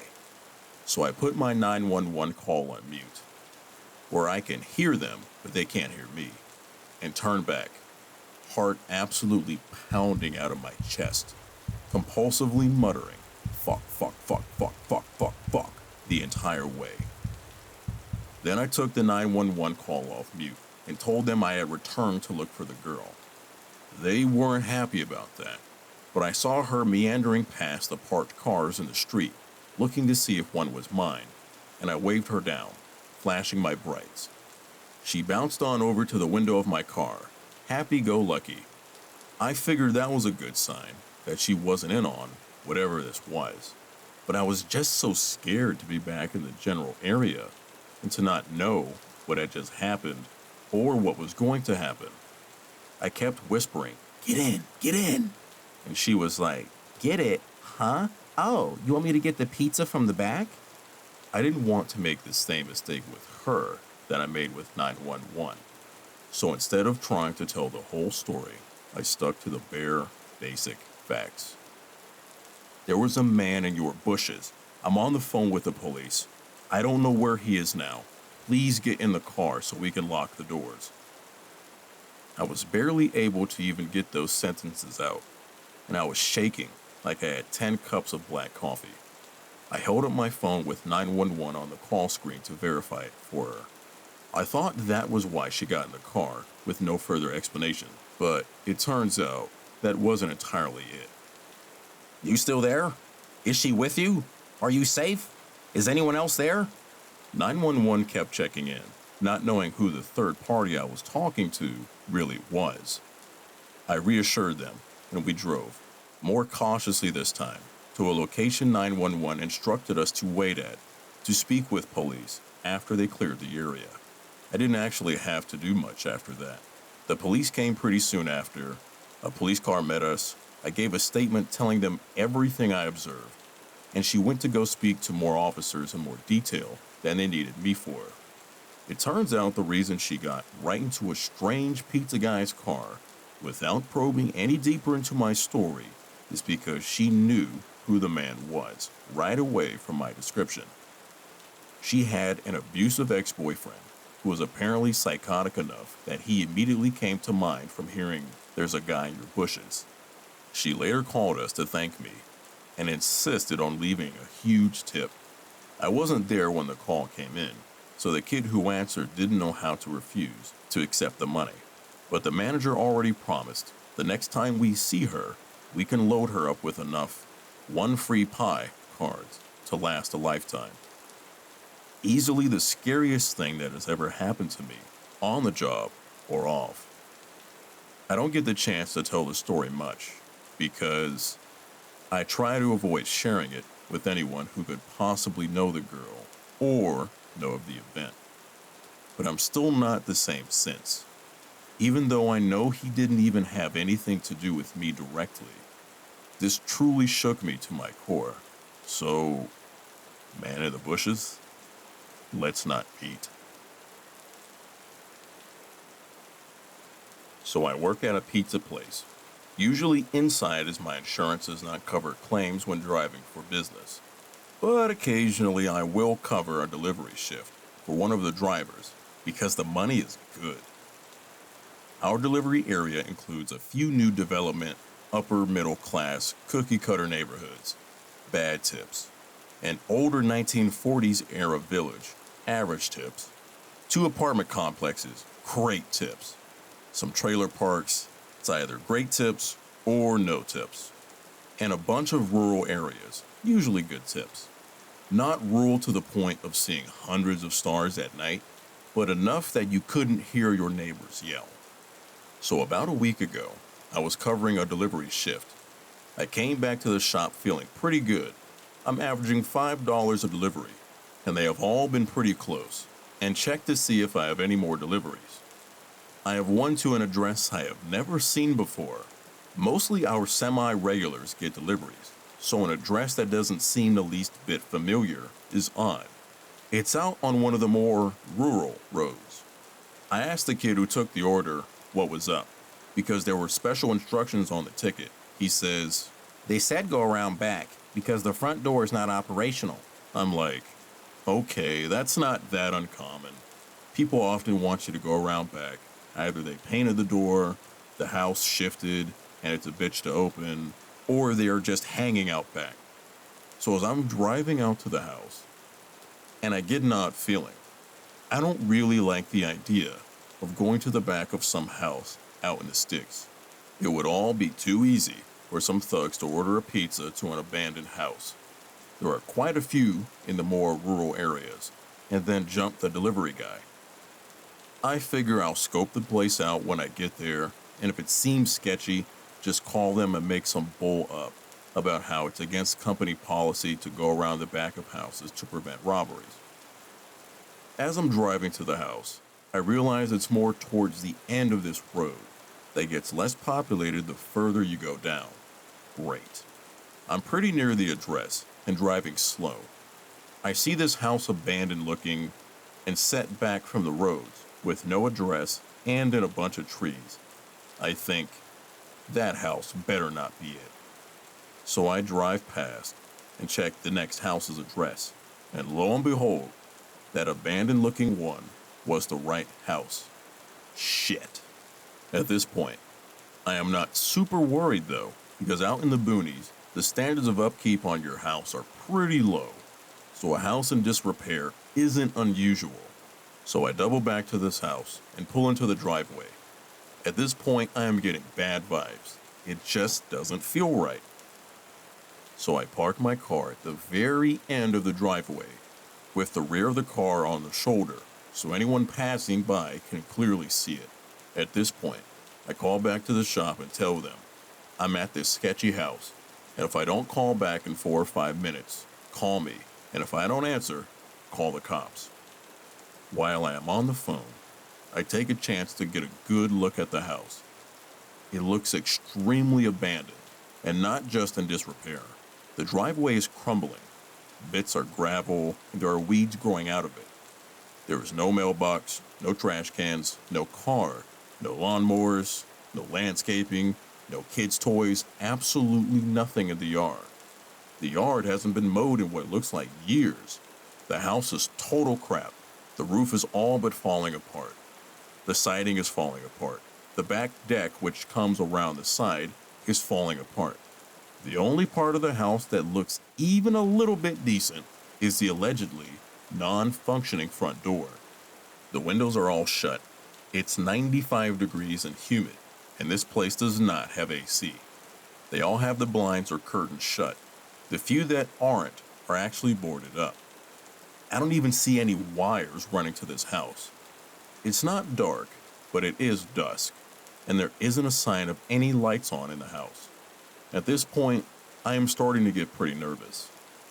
I am a 5'10" male, 180 pounds, not in any great shape, but I did take karate for 10 years, so I'm not helpless, but I do try to avoid any sort of confrontation I can, as I am mostly a pacifist.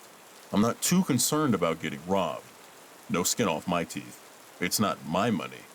I mean, I would rather not get robbed, but I'm mostly worried about getting jumped or killed. It's a fairly safe area, but recently, there have been some rather unsavory people moving in from the city. A big spike in home invasions and robberies, but more worrying, a few stabbings and assaults. So it's time to either nut up or shut up. I'm not just going to go charging in there like a fool, so I get my phone out and call the number they gave when ordering. While I'm doing that, I'm also getting the pizza out, and I make sure to leave my door open.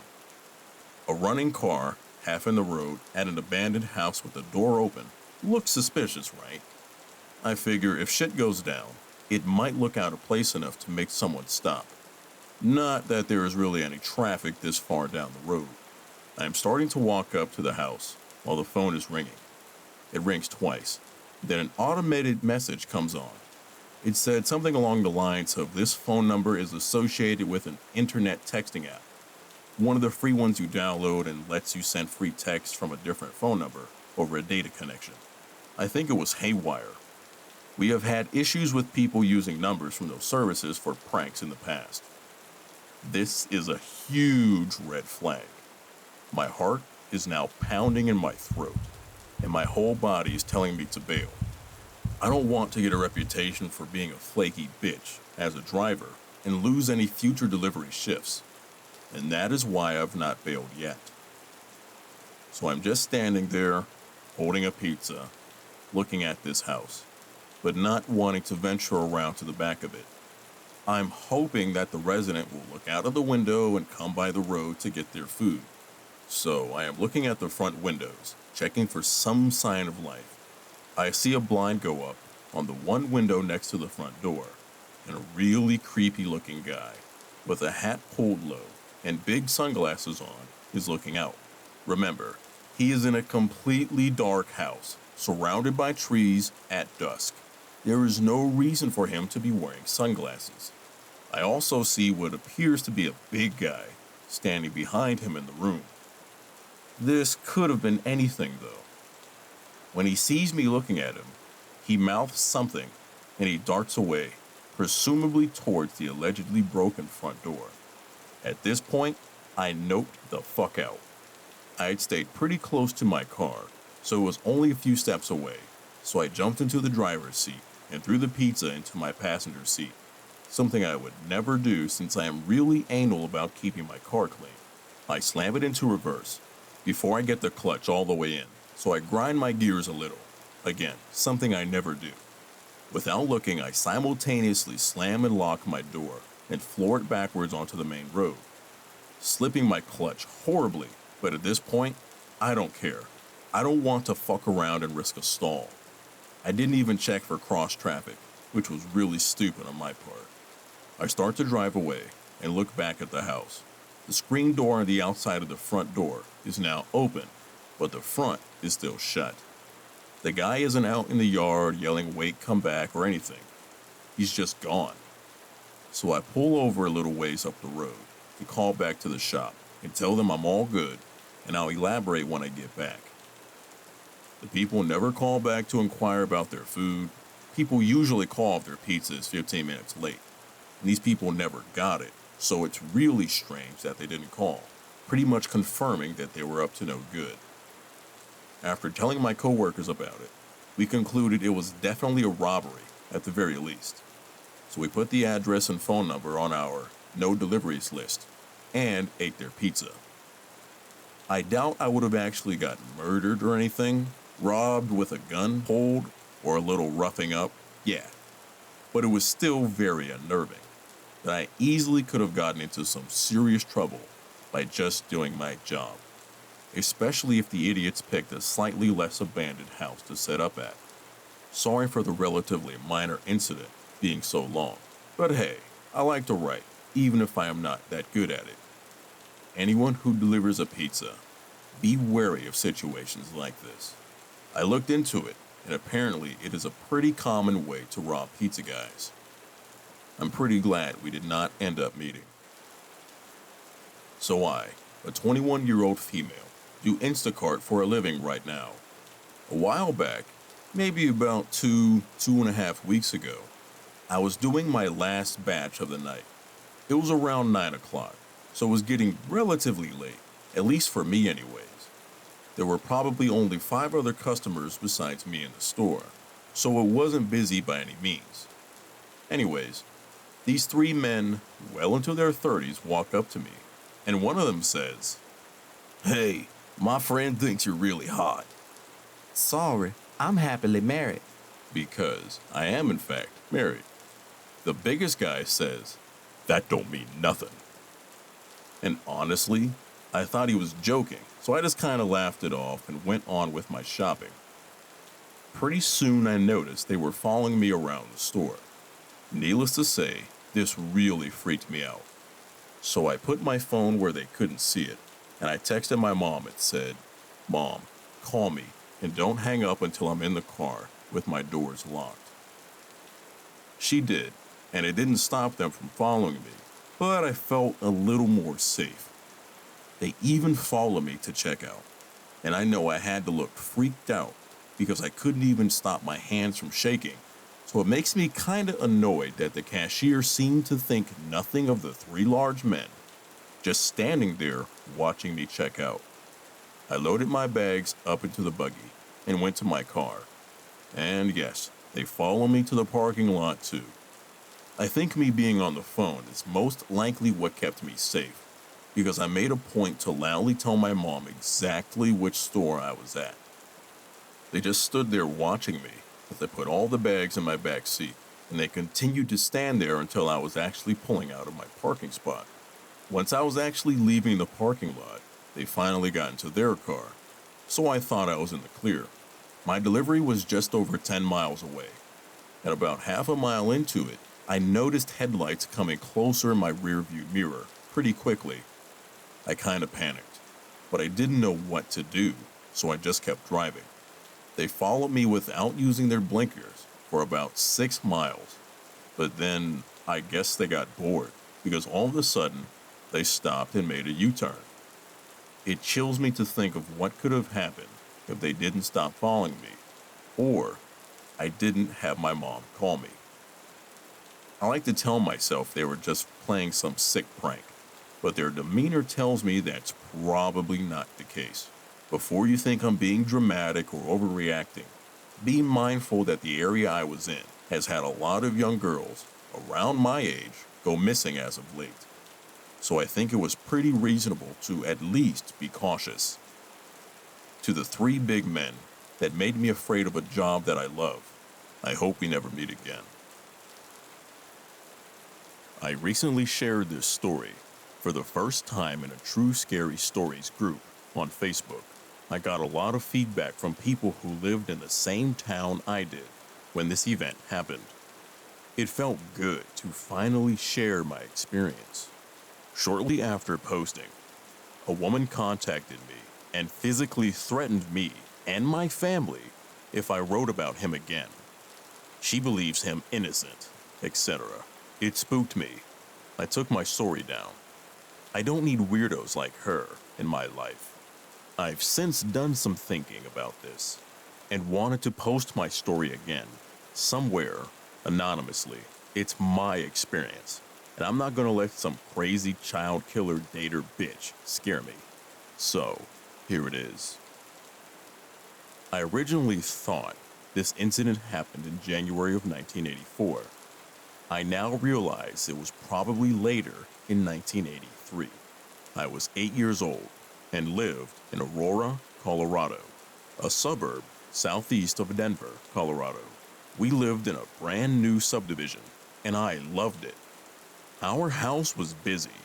I had 3 older sisters and an older brother, a grandmother, and my mom living in our home at the time. My 10-year-old sister and I shared a bedroom on the main floor. Our house was a ranch style. I loved this room. My twin bed was pushed up against the wall that had a window that faced into our backyard. I liked to push the curtains aside at night and perch my elbows on the windowsill and look outside. The window was elevated, but not so high that I couldn't see into the yard easily. My older sisters shared the room next to us, and my grandmother was in a large room across a small hallway from us. My mother had a finished bedroom all the way downstairs in the basement. My brother had the rest of the basement. He was 16 years old at the time and had a lot of friends that were always coming and going. I remember our house was always being full of guests. We had a really cold spell hit us that week. It was super icy out, and my sister and I had been playing in the backyard. Our backyard had not yet been enclosed with a fence. We had these circular snow sleds that we would stand on and glide across the slick parts of the grass. We weren't good at putting our outdoor toys away and had left them strewn across the lawn. That night, something woke me out of a sound sleep. I thought about getting up and going downstairs to sleep with my mother. I did this from time to time, as she and I were really close. Then, I heard a noise outside my window. It sounded like someone was slowly walking across the snow in the backyard. I could hear the frozen grass crunching under their feet. I then heard someone say, "Shit," or another explicit word, and something clink. I perched up out of my bed and moved my curtain aside and looked out the window. I think I originally thought I would see my brother or one of his friends out there. He often came in late at night, past curfew, and usually snuck through the backyard into an open basement window. I remember thinking he shouldn't be doing this on a school night, and I was going to tell my mother in the morning that he woke me up. It wasn't my brother.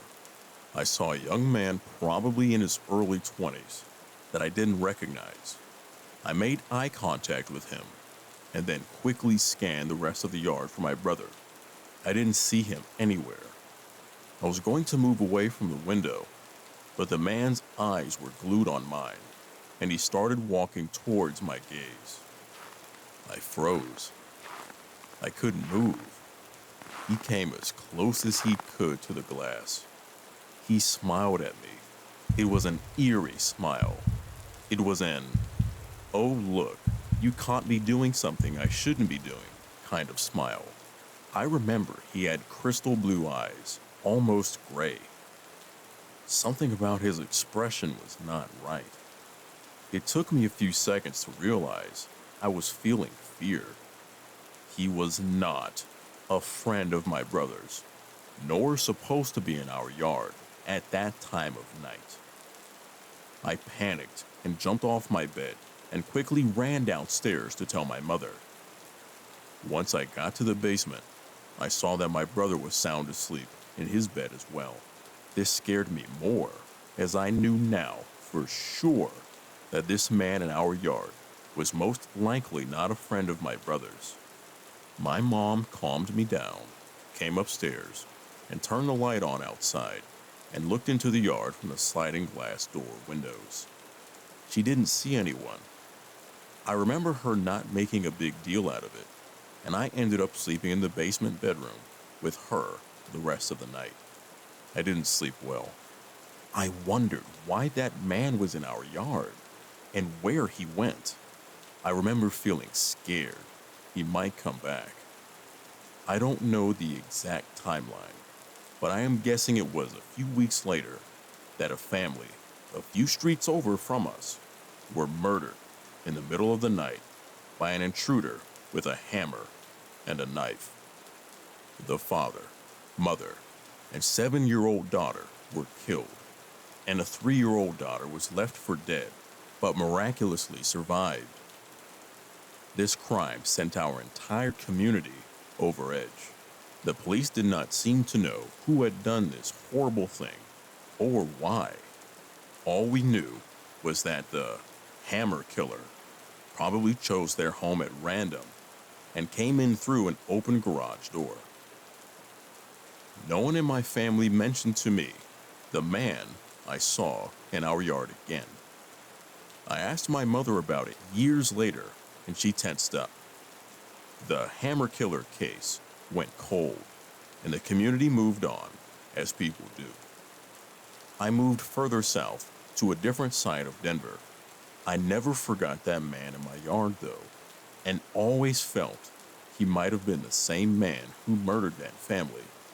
As years went by, more information came out, and they linked the murder of the family to a vicious murder and rape of a woman in another community, Lakewood, as well. They also linked him to a savage attack on a couple and flight attendant in Aurora, as well as through DNA.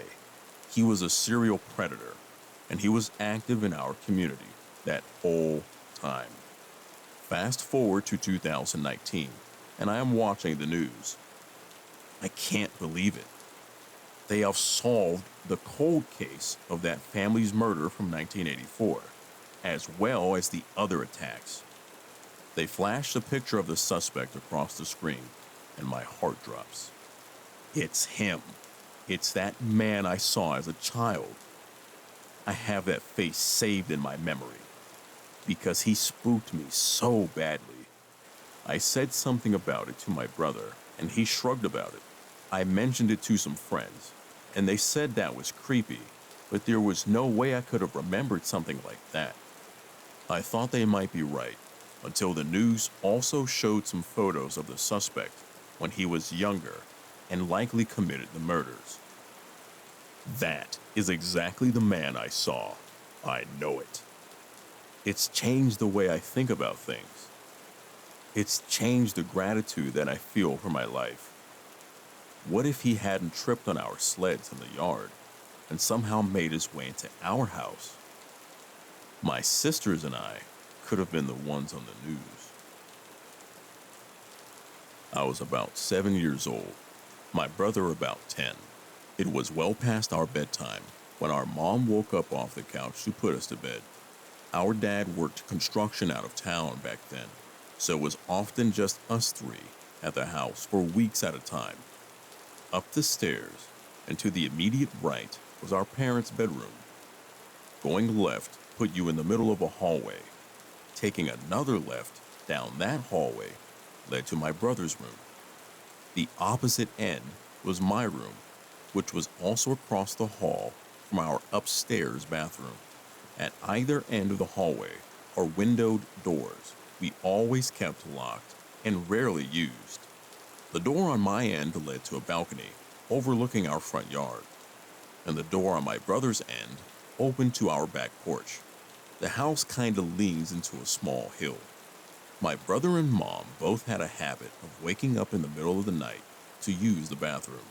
I only knew this because I was always a light sleeper, and they just couldn't help flushing with the door wide open. This night, however, my brother stopped on his way to his room and came back towards the bathroom. I'm gonna try to pee before I go to bed. The last few nights, I've been too afraid to walk to the bathroom. I keep seeing a man wearing stripes at the end of the hallway. I don't know if my mom wrote it off as my brother telling ghost stories to try to scare me, or if she was already half asleep and didn't catch it, but she didn't react at all to my brother's confession. I, on the other hand, was terrified by it. The fear of seeing a ghost like that at the end of the hallway or through the windows is the reason I started running from the stairs to my bedroom at night. Years later, when I was about 18, my mom and I were having a conversation in her car about a dog we had for a very short time when I was little. We were sharing stories about Max's tendency towards destroying my shoes and other unruly behaviors when my mom blurted out, Do you remember that time I opened the front door for the cops and Max ran inside to the kitchen and started tearing open that big bag of dog food we had? This really caught me by surprise, because in all the years I lived in that house, we never once called the cops. Gun owner family in a quiet, rural West Virginia neighborhood. You get it. I asked her what she was talking about, and she looked equally surprised as if she had just revealed something by accident. Oh, that's right. I never told you because you were too young at the time. One night, I woke up hearing noises outside my window, and when I looked, I saw a man staring into my bedroom. She went on to describe how turning on the lights caused him to take off running, and how she grabbed my dad's pistol before calling the cops. I can't remember all the details I gave them when they showed up. Tall, white male, wearing a striped shirt and jeans. Short, dark hair, something like that. They said it matched the description of a man they were looking for in the area. It turns out he had escaped from jail on a murder charge. Now, I know it sounds so obvious hearing those two stories back to back, but it wasn't until a few years ago, in my mid-20s, that I pieced together that my brother had unknowingly warned us about a murderer who spent multiple nights casing our home. I spoke with my mom and brother separately about the stories. First, my mom corrected my memory about what she found out from the police. It wasn't someone that had escaped. Rather, the description fit a suspect in an ongoing murder investigation. I'm honestly not sure if that makes it better or worse. Also, my brother already knew about my mom's story. He still can't remember much about how he saw the person, but it sounds like it scared him as much as the story did from me when we were kids. He said he's probably suppressing the memory, and I can't tell if he's joking about that or not. My brother did remind me of a piece of the story I didn't know was related. For the week after my mom called the cops, our older cousin brought a shotgun and stayed with us until our dad returned. Of course, at the time, I didn't know why he was staying with us. I mentioned this to my mom, and she told me a detail I didn't know. Our cousin, who was sleeping in my brother's room, set up a makeshift alarm system with some string and bells on the door in case anyone came around again. A string, some bells, and a shotgun. Affordable home security in the 90s, I guess. Several years ago, I was involved in a car accident that caused some minor spinal injuries, mostly swelling that resulted in partial paralysis. Not able to return home due to us living in an apartment on the second floor with no elevator, I became a resident at a physical therapy rehabilitation center. After finally regaining the ability to walk, aided by a walker and moving around in a wheelchair, It was decided that I would get my own place using Section 8 housing. After much searching, I found a nice spot, a ground floor condominium in a relatively safe part of town. The one-room condo had a wide living room with attached kitchenette and a wide hallway leading to the bedroom in the back of the place. With my family's help, I was all moved in and ready to begin living independently for the first time. After a great first meal in my own place, pizza from a local restaurant, I decided to go to bed. As days turned to weeks, I began to learn the ins and outs of life in this condo complex, and for the most part, everything was fine, except for the skeevy guy who would often be seen prowling around, who I later learned was the brother of one of my neighbors. Said sleazeball was a perpetually recovering meth addict who would live with his brother whenever his girlfriend would throw him out of their apartment. Upon learning this news, my father came to see me one evening, out of the blue. After a nice dinner, he asked me if I still had my concealed carry permit, and me, being a proud supporter of the Second Amendment, answered in the affirmative. However, my gun was still in storage and not yet in my possession. He smiled, reached into his bag, and presented me with a housewarming present, an X-Tac Elite Carry Comp, one of his favorite pieces from his collection. After bidding my father a fond farewell, I decided to retire to my bedroom, and after watching YouTube videos on my Fire TV, I decided to fall asleep. A few weeks go by, and I largely forget about my new toy, having stashed it in the drawer next to my bed until the day in question. I had to do some grocery shopping, and after calling for my transportation, a company called Veo that offers free rides for the disabled, I went to the store and bought my groceries for the week. And after thanking the driver for helping me bring them inside, I packed them away and once again retired to bed. Several hours later, I woke up to a noise that sounded like scratching at my bedroom door. Opening it, I see nothing, but hear it further down the hallway, and it hits me that someone is trying to pry the door open. Slowly closing the bedroom door, I fish in the drawer for my gun, and taking it out of the holster and placing it at my side with the safety off, I slowly roll down the hallway to the kitchen, just in time to hear the door give away. A flashlight beam scans the interior, just in front of the door, as the shadowy silhouette of the intruder enters. Needless to say, he is surprised when I flip on the lights and he finds himself bathed in the fluorescent glow of the overhead lights. He looks at me shocked at first, and then remembering that he's got a knife and I'm a seemingly helpless guy in a wheelchair, his eyes suddenly grow to the size of saucers as I produce my gun from the chair beside me and fire, hitting him center mass. He drops his knife and heads screaming outside the door and collapses on the ground feet away. I hear his labored breathing, most likely from a collapsed lung, and grab for the phone to call the police.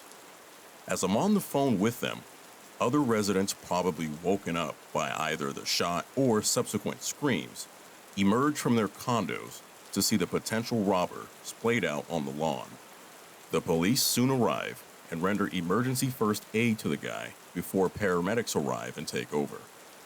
I give my statement to the police, and they of course have to take my gun in as evidence, which I begrudgingly hand over. I later get it back after the shoot is ruled self-defense. Yippee. Come to find out sometime later that my late-night visitor was the sketchy brother of my neighbor. The police said that he confessed to planning on robbing me because cripples are easy targets. His exact words.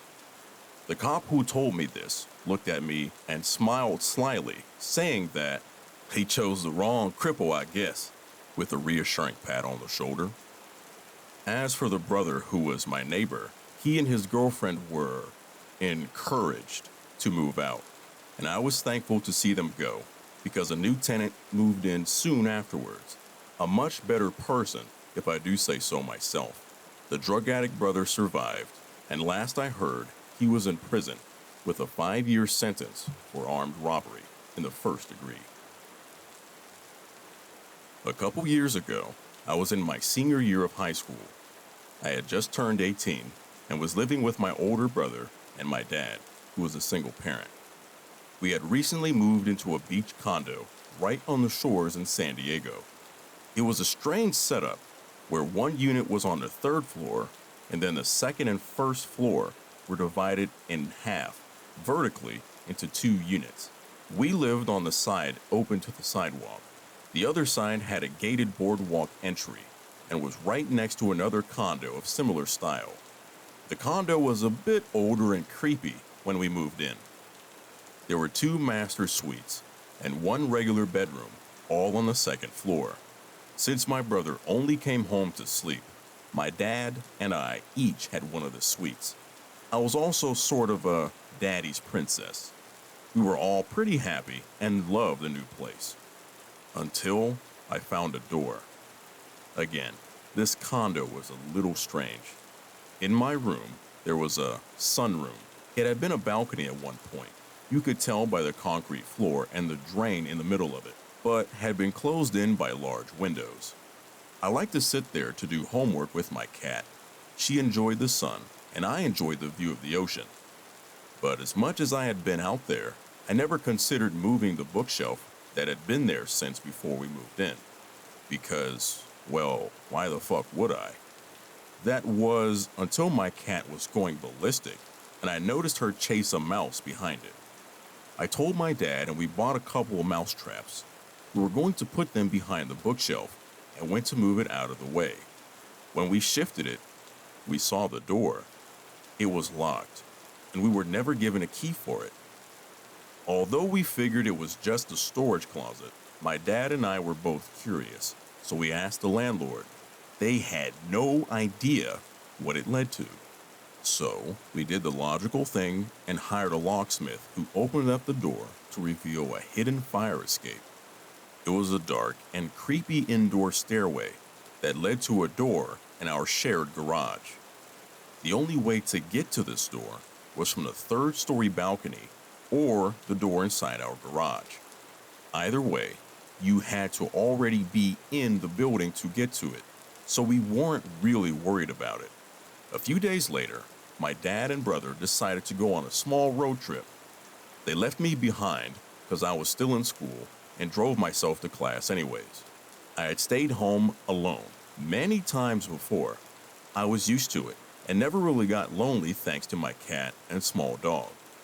Nobody besides my boyfriend knew that I would be home alone, and nobody besides my dad and myself knew about that door, so I felt rather safe.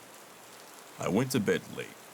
I was a night owl and cuddled up with my cat and dog and fell asleep while watching a movie on my laptop. I awoke at God knows what time. It was after 1 a.m., but still dark out, to my small dog freaking out and a person trying to get into my room through that door. My dog attacked them and quite possibly saved my life. And I went back to bed thinking it was all a dream. The next morning, I went to grab my backpack from the sunroom, and there was blood everywhere. The door was still open, and there was blood leading down the stairs. I called my boyfriend and my dad, then finally the cops, and my school to let them know I wouldn't be coming in today. The cops took samples of the blood and pictures of the trail. Then they got a good laugh when I showed them the Terrier Chihuahua mix who protected me and from the looks of it took a good bite out of the stranger's leg. My dad and brother cut their trip short, and my boyfriend stayed with me until they got back. I was terrified. I couldn't think of anyone who knew about that door, had access to it, and possibly was timing it for my dad and brother to be gone. The cops never came back with anything, and we put the bookshelf back. But it took a long time for me to be able to sleep easily in that room again. Who knows what would have happened to me if my dog wasn't there. Okay, so for context, I often have trouble sleeping due to poor self-control with devices and social media usage. Today was one of those nights which kept dragging on and on. and I ended up getting up from my computer to grab something to drink from the kitchen. In the corridor, I noticed a cockroach and spent some time chasing it, trying to pick it up with a piece of paper and throw it outside from our balcony.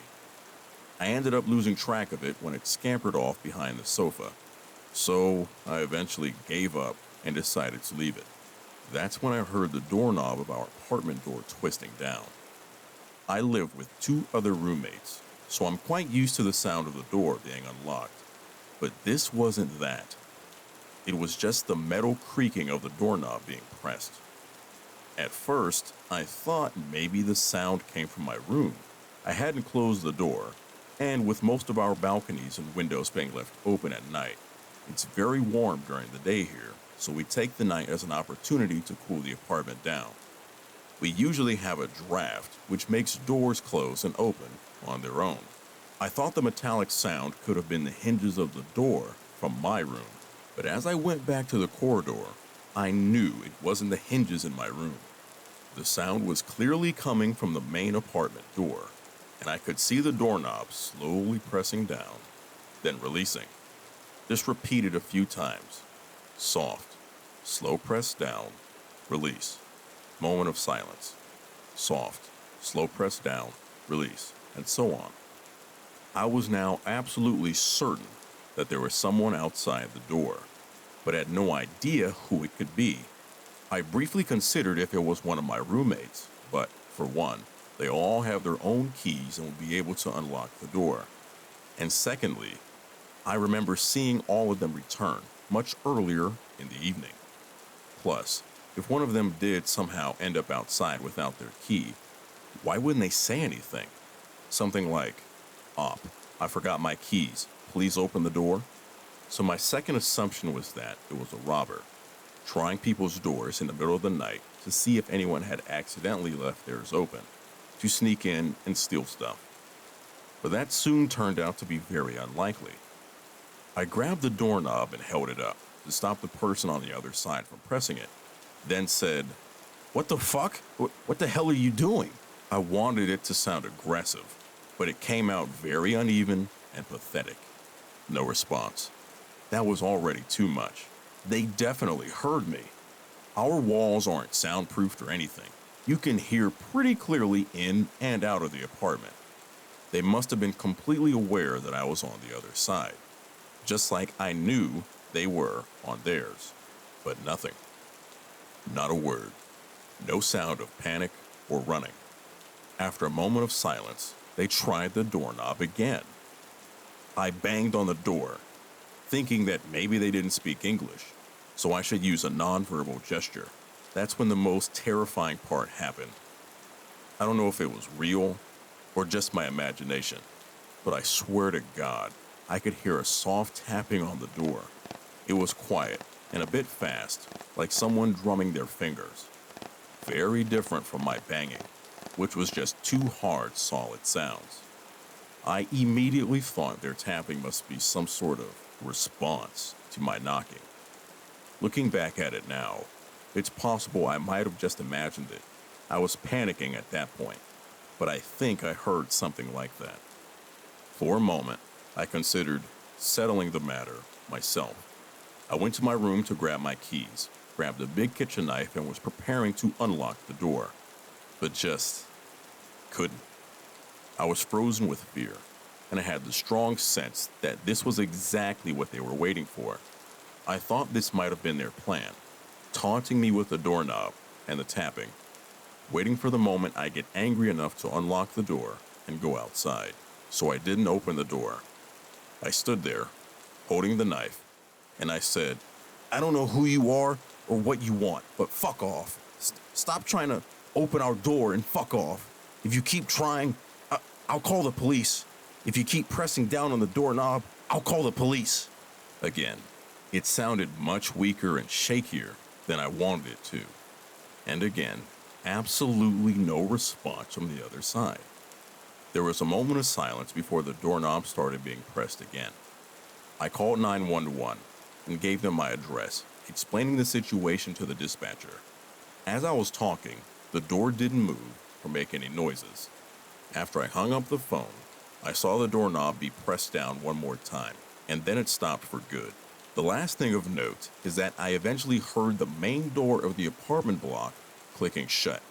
I realized that the weirdo must have gone downstairs and exited the building, so I rushed out onto the balcony to see if I could catch a glimpse of them. I didn't see anything. They must have either left very quickly or kept close to the wall on the sidewalk, which wasn't visible as it was blocked by the balconies from the floor below. The police arrived shortly after, and I had to awkwardly re-explain the situation to them. They asked me if it could have been a drunk or someone trying to get into their own apartment, but that was obviously nonsense. A drunk would have moved around more and made noise, while a person trying to get into their own apartment would have tried the key and wouldn't have pressed the doorknob so slowly and deliberately. The police checked every floor and found nobody, so the weirdo had probably left like I thought. I felt bad for the officers who looked somewhat indifferent to the whole thing. I apologized a few times for making them come out at such a late hour and for such a trivial thing. The whole situation was so surreal that explaining it felt stupid and ridiculous. At one point, I even wondered if maybe it was all in my head. There was nobody on the other side of the door, and I was just hallucinating because of lack of sleep. But no, I'm sure I saw the doorknob move, and I felt pressure when I held it. I also think I heard rustling, either feet shuffling or clothes rustling, which was another reason I'm confident there was someone on the other side. I even think I might have heard them trying the doorknob of our neighbor's apartment from across. So, in the end, what the hell even happened? If they were a burglar, they would have left the moment they realized someone was awake and monitoring the apartment. Why would they keep trying the doorknob? One press on it, and they immediately knew that it was locked. I thought maybe they were trying to pick the lock or something. Maybe there's some kind of lock-picking technique which requires you to keep softly pressing the doorknob? But again, that wouldn't make sense if they knew I was right there on the other side. Really, here's my theory, even if it probably doesn't make that much sense. I think they were genuinely a burglar who somehow snuck into the apartment complex. From there, they tried every door, softly pressing on the doorknob to see if any owner had forgotten to lock theirs. When they came to my door, however, they heard my shuffling and walking and came up with a different plan. They would keep slowly pressing the doorknob until this pissed me off enough that I'd unlock the door and go outside, at which point they'd take me out, maybe kill me? They never said anything, since trying to threaten or intimidate me would just lead to me calling the cops faster, and pretending to be another tenant would also be way too suspicious. So they just kept perfectly quiet, hoping that the silence and ambiguity would make me anxious enough to unlock the door, just to find out who's there. When they heard me talk to the dispatcher, they realized the police would arrive soon, and decided to scram before they got cornered in the apartment building. That's the only explanation I can think of, but it obviously has huge flaws. For one, what would their plan be once they took me out? Would they really be able to kill me quickly and silently at 4:30 a.m. without waking up any of the other tenants, then proceed to ransack my apartment? That's so much work and risk, and for what? A burglary? Plus, I have roommates, something which they might not have known, but it certainly is a possibility they'd need to consider. I might have not been the only one they need to deal with. So, I'm at a loss. Has anything similar happened to anyone here? Is it some kind of prank? A meme? Like I said earlier, could it be a lock-picking method? Or is this truly some unhinged weirdo who likes to spook people for fun? Well, they succeeded. I was shaking through the whole ordeal. What the hell? Just imagining them standing in front of my door in complete silence, ignoring everything I do or say, and just trying the doorknob over and over. It felt like being the protagonist in a creepypasta or something. I previously wrote this a few months ago, in response to the question, "What is your scariest road trip experience?" I was in the United States Air Force, stationed in Omaha in the late 80s. At the time, I hung out with my roommate and another friend. My name is Tracy. My roommate's name was Tracy, ending with EY instead of Y, like mine. The girl we hung out with was Stacy. When we were together, everyone always thought we were lying. And being the silly teenagers we were, we always found it funny. One weekend, we decided to take a road trip to Kansas City, Missouri. We were speeding down the highway, laughing and singing at the top of our lungs. We were happy and having the time of our lives. Stacy was driving, and she had a bit of a lead foot. She must have been going too fast because before long a state trooper pulled up behind us and turned on his lights. Stacy immediately pulled over. By the time the officer made it to her window, she already had her license and registration in hand and the window down. The officer looked at her and then looked at me and Tracy. He then said, "I want you to follow me. Don't try to run off or y'all will be going to jail." He then turned, walked back to his car, and got in it. Needless to say, the three of us were puzzled and talking amongst ourselves, wondering why he just didn't take Stacy's identification and write her a ticket. The officer pulled out slowly, and we dropped in behind him and followed him down the road. He drove a few miles, then exited the highway. He drove a little ways and turned onto a dirt road that was surrounded by stalks of corn. We all stopped talking as we became more alarmed. However, being young, scared, and since he was a police officer, we continued to follow him. The officer drove for some time down this dirt road and then pulled into an area that had a big, beat-up old barn. As he stopped, and we stopped behind him, a group of men with shotguns exited the barn. It wasn't until that point did we realize we were in mortal danger, and panic set in. The officer walked back to our car and told Stacy to get out and follow him to his car. As she got out, she looked at me and Tracy, and there was sheer terror on her face. She followed him to his car, and he motioned her to get in on the passenger side. She did.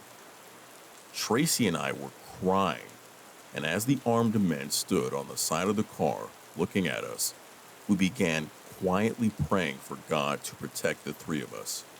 We prayed that Stacy wasn't being hurt, and somehow they would let us leave.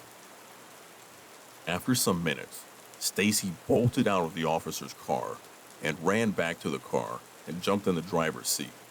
She was crying hysterically, so of course, Tracy and I began crying harder. The officer got out of his car and walked back to our car, this time to Tracy's window, as she was in the front passenger seat.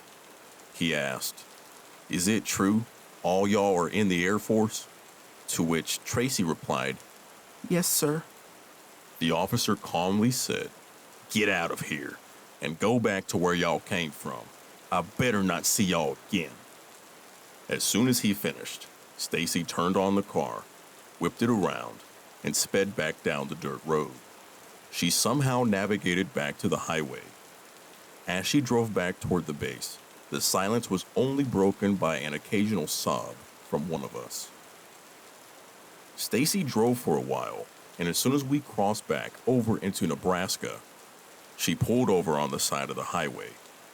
She then began to sob heavily. Tracy and I hugged her and asked if she was hurt in any way. She shook her head no. She wasn't hurt. After she calmed down enough, she told us what happened in the police car. After she got in the car, she offered the police officer her identification and told him she was sorry for speeding. He took her information and then asked her, "What are you doing with those two niggers?" Stacy was white. She explained that we were on a road trip. He then told her that if she would do certain favors for him, he might let us go with a warning. At that, Stacy had a complete meltdown. I guess while he was waiting for her to calm down, he finally looked at her identification and saw that she had also given him her military ID. He asked her if we were all in the military, and between sobs, she had said we were. He asked where we were stationed, and she told him, Offutt Air Force Base. He then told her to go back to her car. As we sat there after Stacy told us what occurred, I think it hit all three of us at the same time that the only thing that saved us was that we were in the military and stationed at a nearby base. We hugged each other and cried until we could not cry anymore. We didn't report what had happened. Again, we were teenagers and didn't think we would be believed over a law enforcement officer. We never talked about it after that day. That incident has haunted me for years. All of the what ifs. But as I have gotten older, what haunts me more is the thought that others may not have been as lucky as we were. I was 18 years old when this happened, in my senior year of high school. I started dating a girl who lived an hour away in Bogalusa, Louisiana, and would frequently drive out to go see her on the weekends.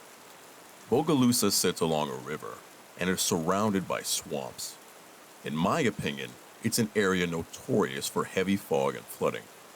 It is also a rural area, and it wasn't uncommon for someone to hit a deer when traveling to and fro. Being a young driver, my parents would ask that I be home no later than 11 p.m. to avoid this. On this particular day, it rained heavily throughout, and at night, it would be a foggy trip back to my home.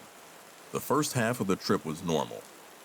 I drove at posted speeds and occasionally slowed down when I saw eyes in the tree line.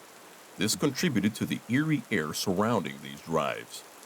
I always felt like there was something lurking about and was tempted to gun it out of there. The only way I can describe the feeling accurately is to say that it was an atmosphere of stillness. Lights barely penetrated the fog. The rain had stopped, and the road was abandoned. It was like all life had stopped. Time passed, and halfway through the drive, I had finally reached a small bit of civilization. A Dollar General store left its lights on. A railroad track weaved through the road, and ahead of me, a car pulled out of a McDonald's drive-thru. The car went pretty slow, which ticked me off because I had to meet curfew. But I stayed behind it in hopes that it would pull off soon. Following down the road, the car and myself left the little town. The path ahead was dark, so I kept a good following distance and tracked the car's taillights. I was exhausted. The car had pushed me past curfew, and tomorrow, Monday, I was going to have school. Dozing off, I rolled down the windows to get some cool air and kept following the car. Minutes passed. I was getting frustrated. We approached a railroad track that was slightly uphill, and being in a hurry, I pulled close behind the car I followed. Out of nowhere, the car in front of me jerked and skidded across the pavement.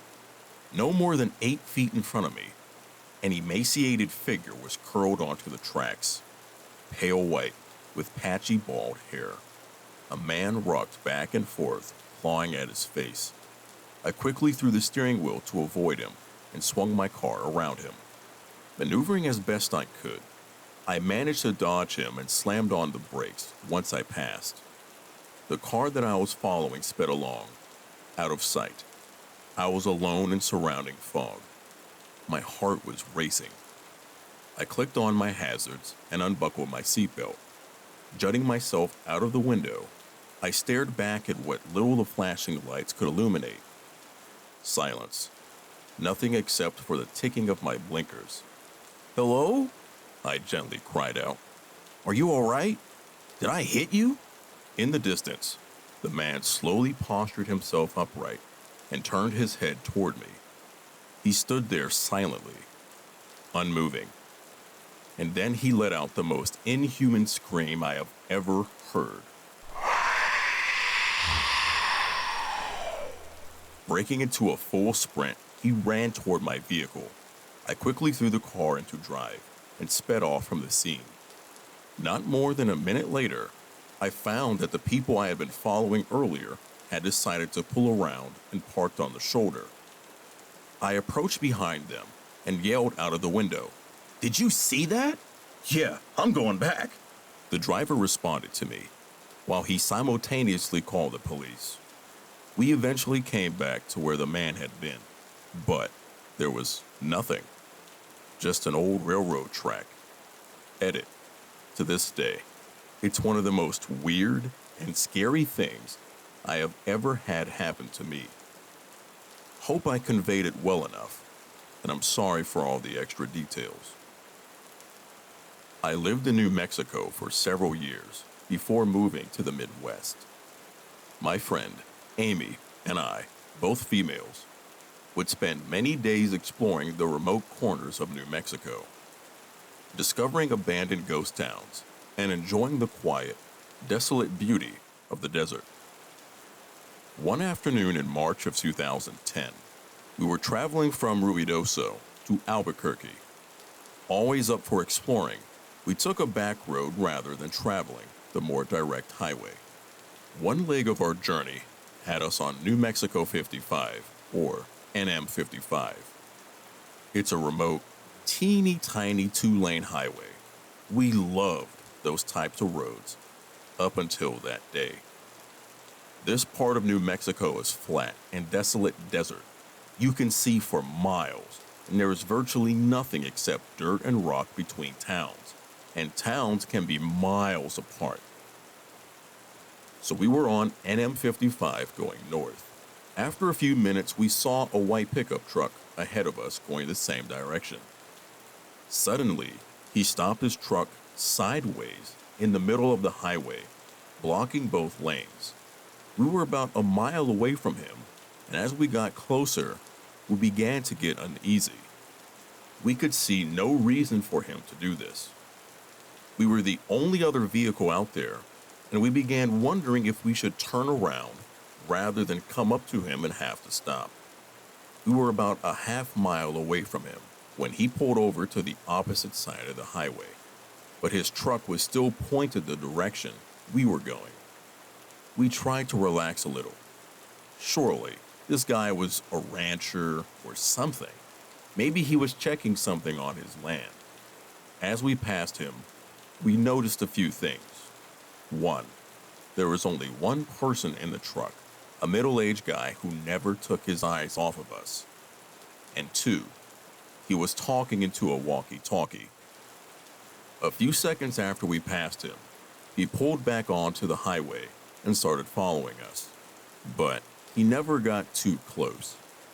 He would get to within a few car lengths and then drop back a little and then speed back up again to within a few car lengths.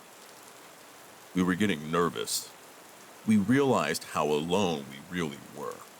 We had seen no other traffic on that road, and we hadn't told anyone about our great idea to take this detour. We checked our cell phones, and neither one had a signal. Typical for New Mexico, but scary given our present situation. Amy was driving and speeding up, while I frantically checked the map, hoping to find a road that would have more traffic. There was no other road. We had to travel this one to get to the next town, Mountain Air. Turning around to go back the other way didn't seem like a good option. After a few minutes, we saw another pickup truck coming towards us. He was going very, very slowly, maybe 20 miles per hour, if that. This pickup was old and beat up, whereas the one behind us was newer. Amy had us up to 75 miles per hour, which wasn't typical for us on these 55 mile per hour highways. And we blew by the old pickup. As we passed it, we saw that it was another middle-aged guy, and he was talking into a walkie-talkie. After the white pickup passed him, he pulled a U-turn and pulled in behind it. As we watched all this, We could see the white pickup truck guy talking into his walkie-talkie. No doubt these two knew each other. We were being deliberately followed. And for the first and only time in my life, I felt hunted. They stayed right behind us. We watched for obstacles in the road. We truly thought old beat-up pickup guy had set a trap up in the road and our vehicle would be disabled somehow. We talked about driving into the fields. We were in an SUV. But this was obviously their territory, and we were afraid of what would happen if we went off-road and got cornered. So we stayed on the highway. By now, white pickup truck guy was right on top of us. We could see him talking into the walkie-talkie, and he stayed right on our bumper. An old, beat-up pickup truck guy was right on top of him. The three of us sped down the highway. The white pickup inched closer. His maneuvering and edging closer made it apparent that he was trying to bump us. I watched helplessly as he got to within inches of our back bumper. Amy floored it. We were passing 80 miles per hour and edging up to 90 miles per hour. The road was flat and deserted, but any little thing going wrong would have been catastrophic. We absolutely were not going to slow down or stop if we could help it. The white pickup pulled into the opposite lane and started to gain speed. The only thing we could think of was that he wanted to pass us and get in front of us. If he got in front of us and his buddy was behind us, then we'd be boxed in and trapped. We looked frantically at the rocky desert on both sides of us. Our only option was to off-road it. Should we risk it? Could we speed through the desert and make it to safety in one piece? As we topped a small incline, we saw a sign that said Salinas Pueblo Missions National Monument, and it pointed towards a road on the left. And right at that moment, a blue pickup truck pulled out of that road and onto the highway in front of us. As we came up on the blue pickup, we saw the plates said U.S. Park Service. We looked at each other, and then behind us. Both pickup trucks did U-turns and went the other way. We followed the blue pickup to Mountain Air, and then made our way to Albuquerque. I don't know exactly what those guys' intentions were, but they weren't good. There is something seriously wrong out there. I notified the state police, and they said they would keep an eye on things. This area is very near Belen, New Mexico, which is where Tara Calico was abducted. It's also about 100 miles from Elephant Butte, New Mexico, which is where David Parker Ray had his little secret torture laboratory. We didn't put all that together until later. Even though David Parker Ray had died by the time this happened to us, we do believe that there are others out there like him. And whoever abducted Tara has never been caught. Or maybe we came into meth lab territory. But since this happened on an actual highway, rather than a backcountry road, I tend to discount the meth lab theory. Whatever is going on out there, it's not good. So, let's not ever meet, or have anyone else ever meet these guys.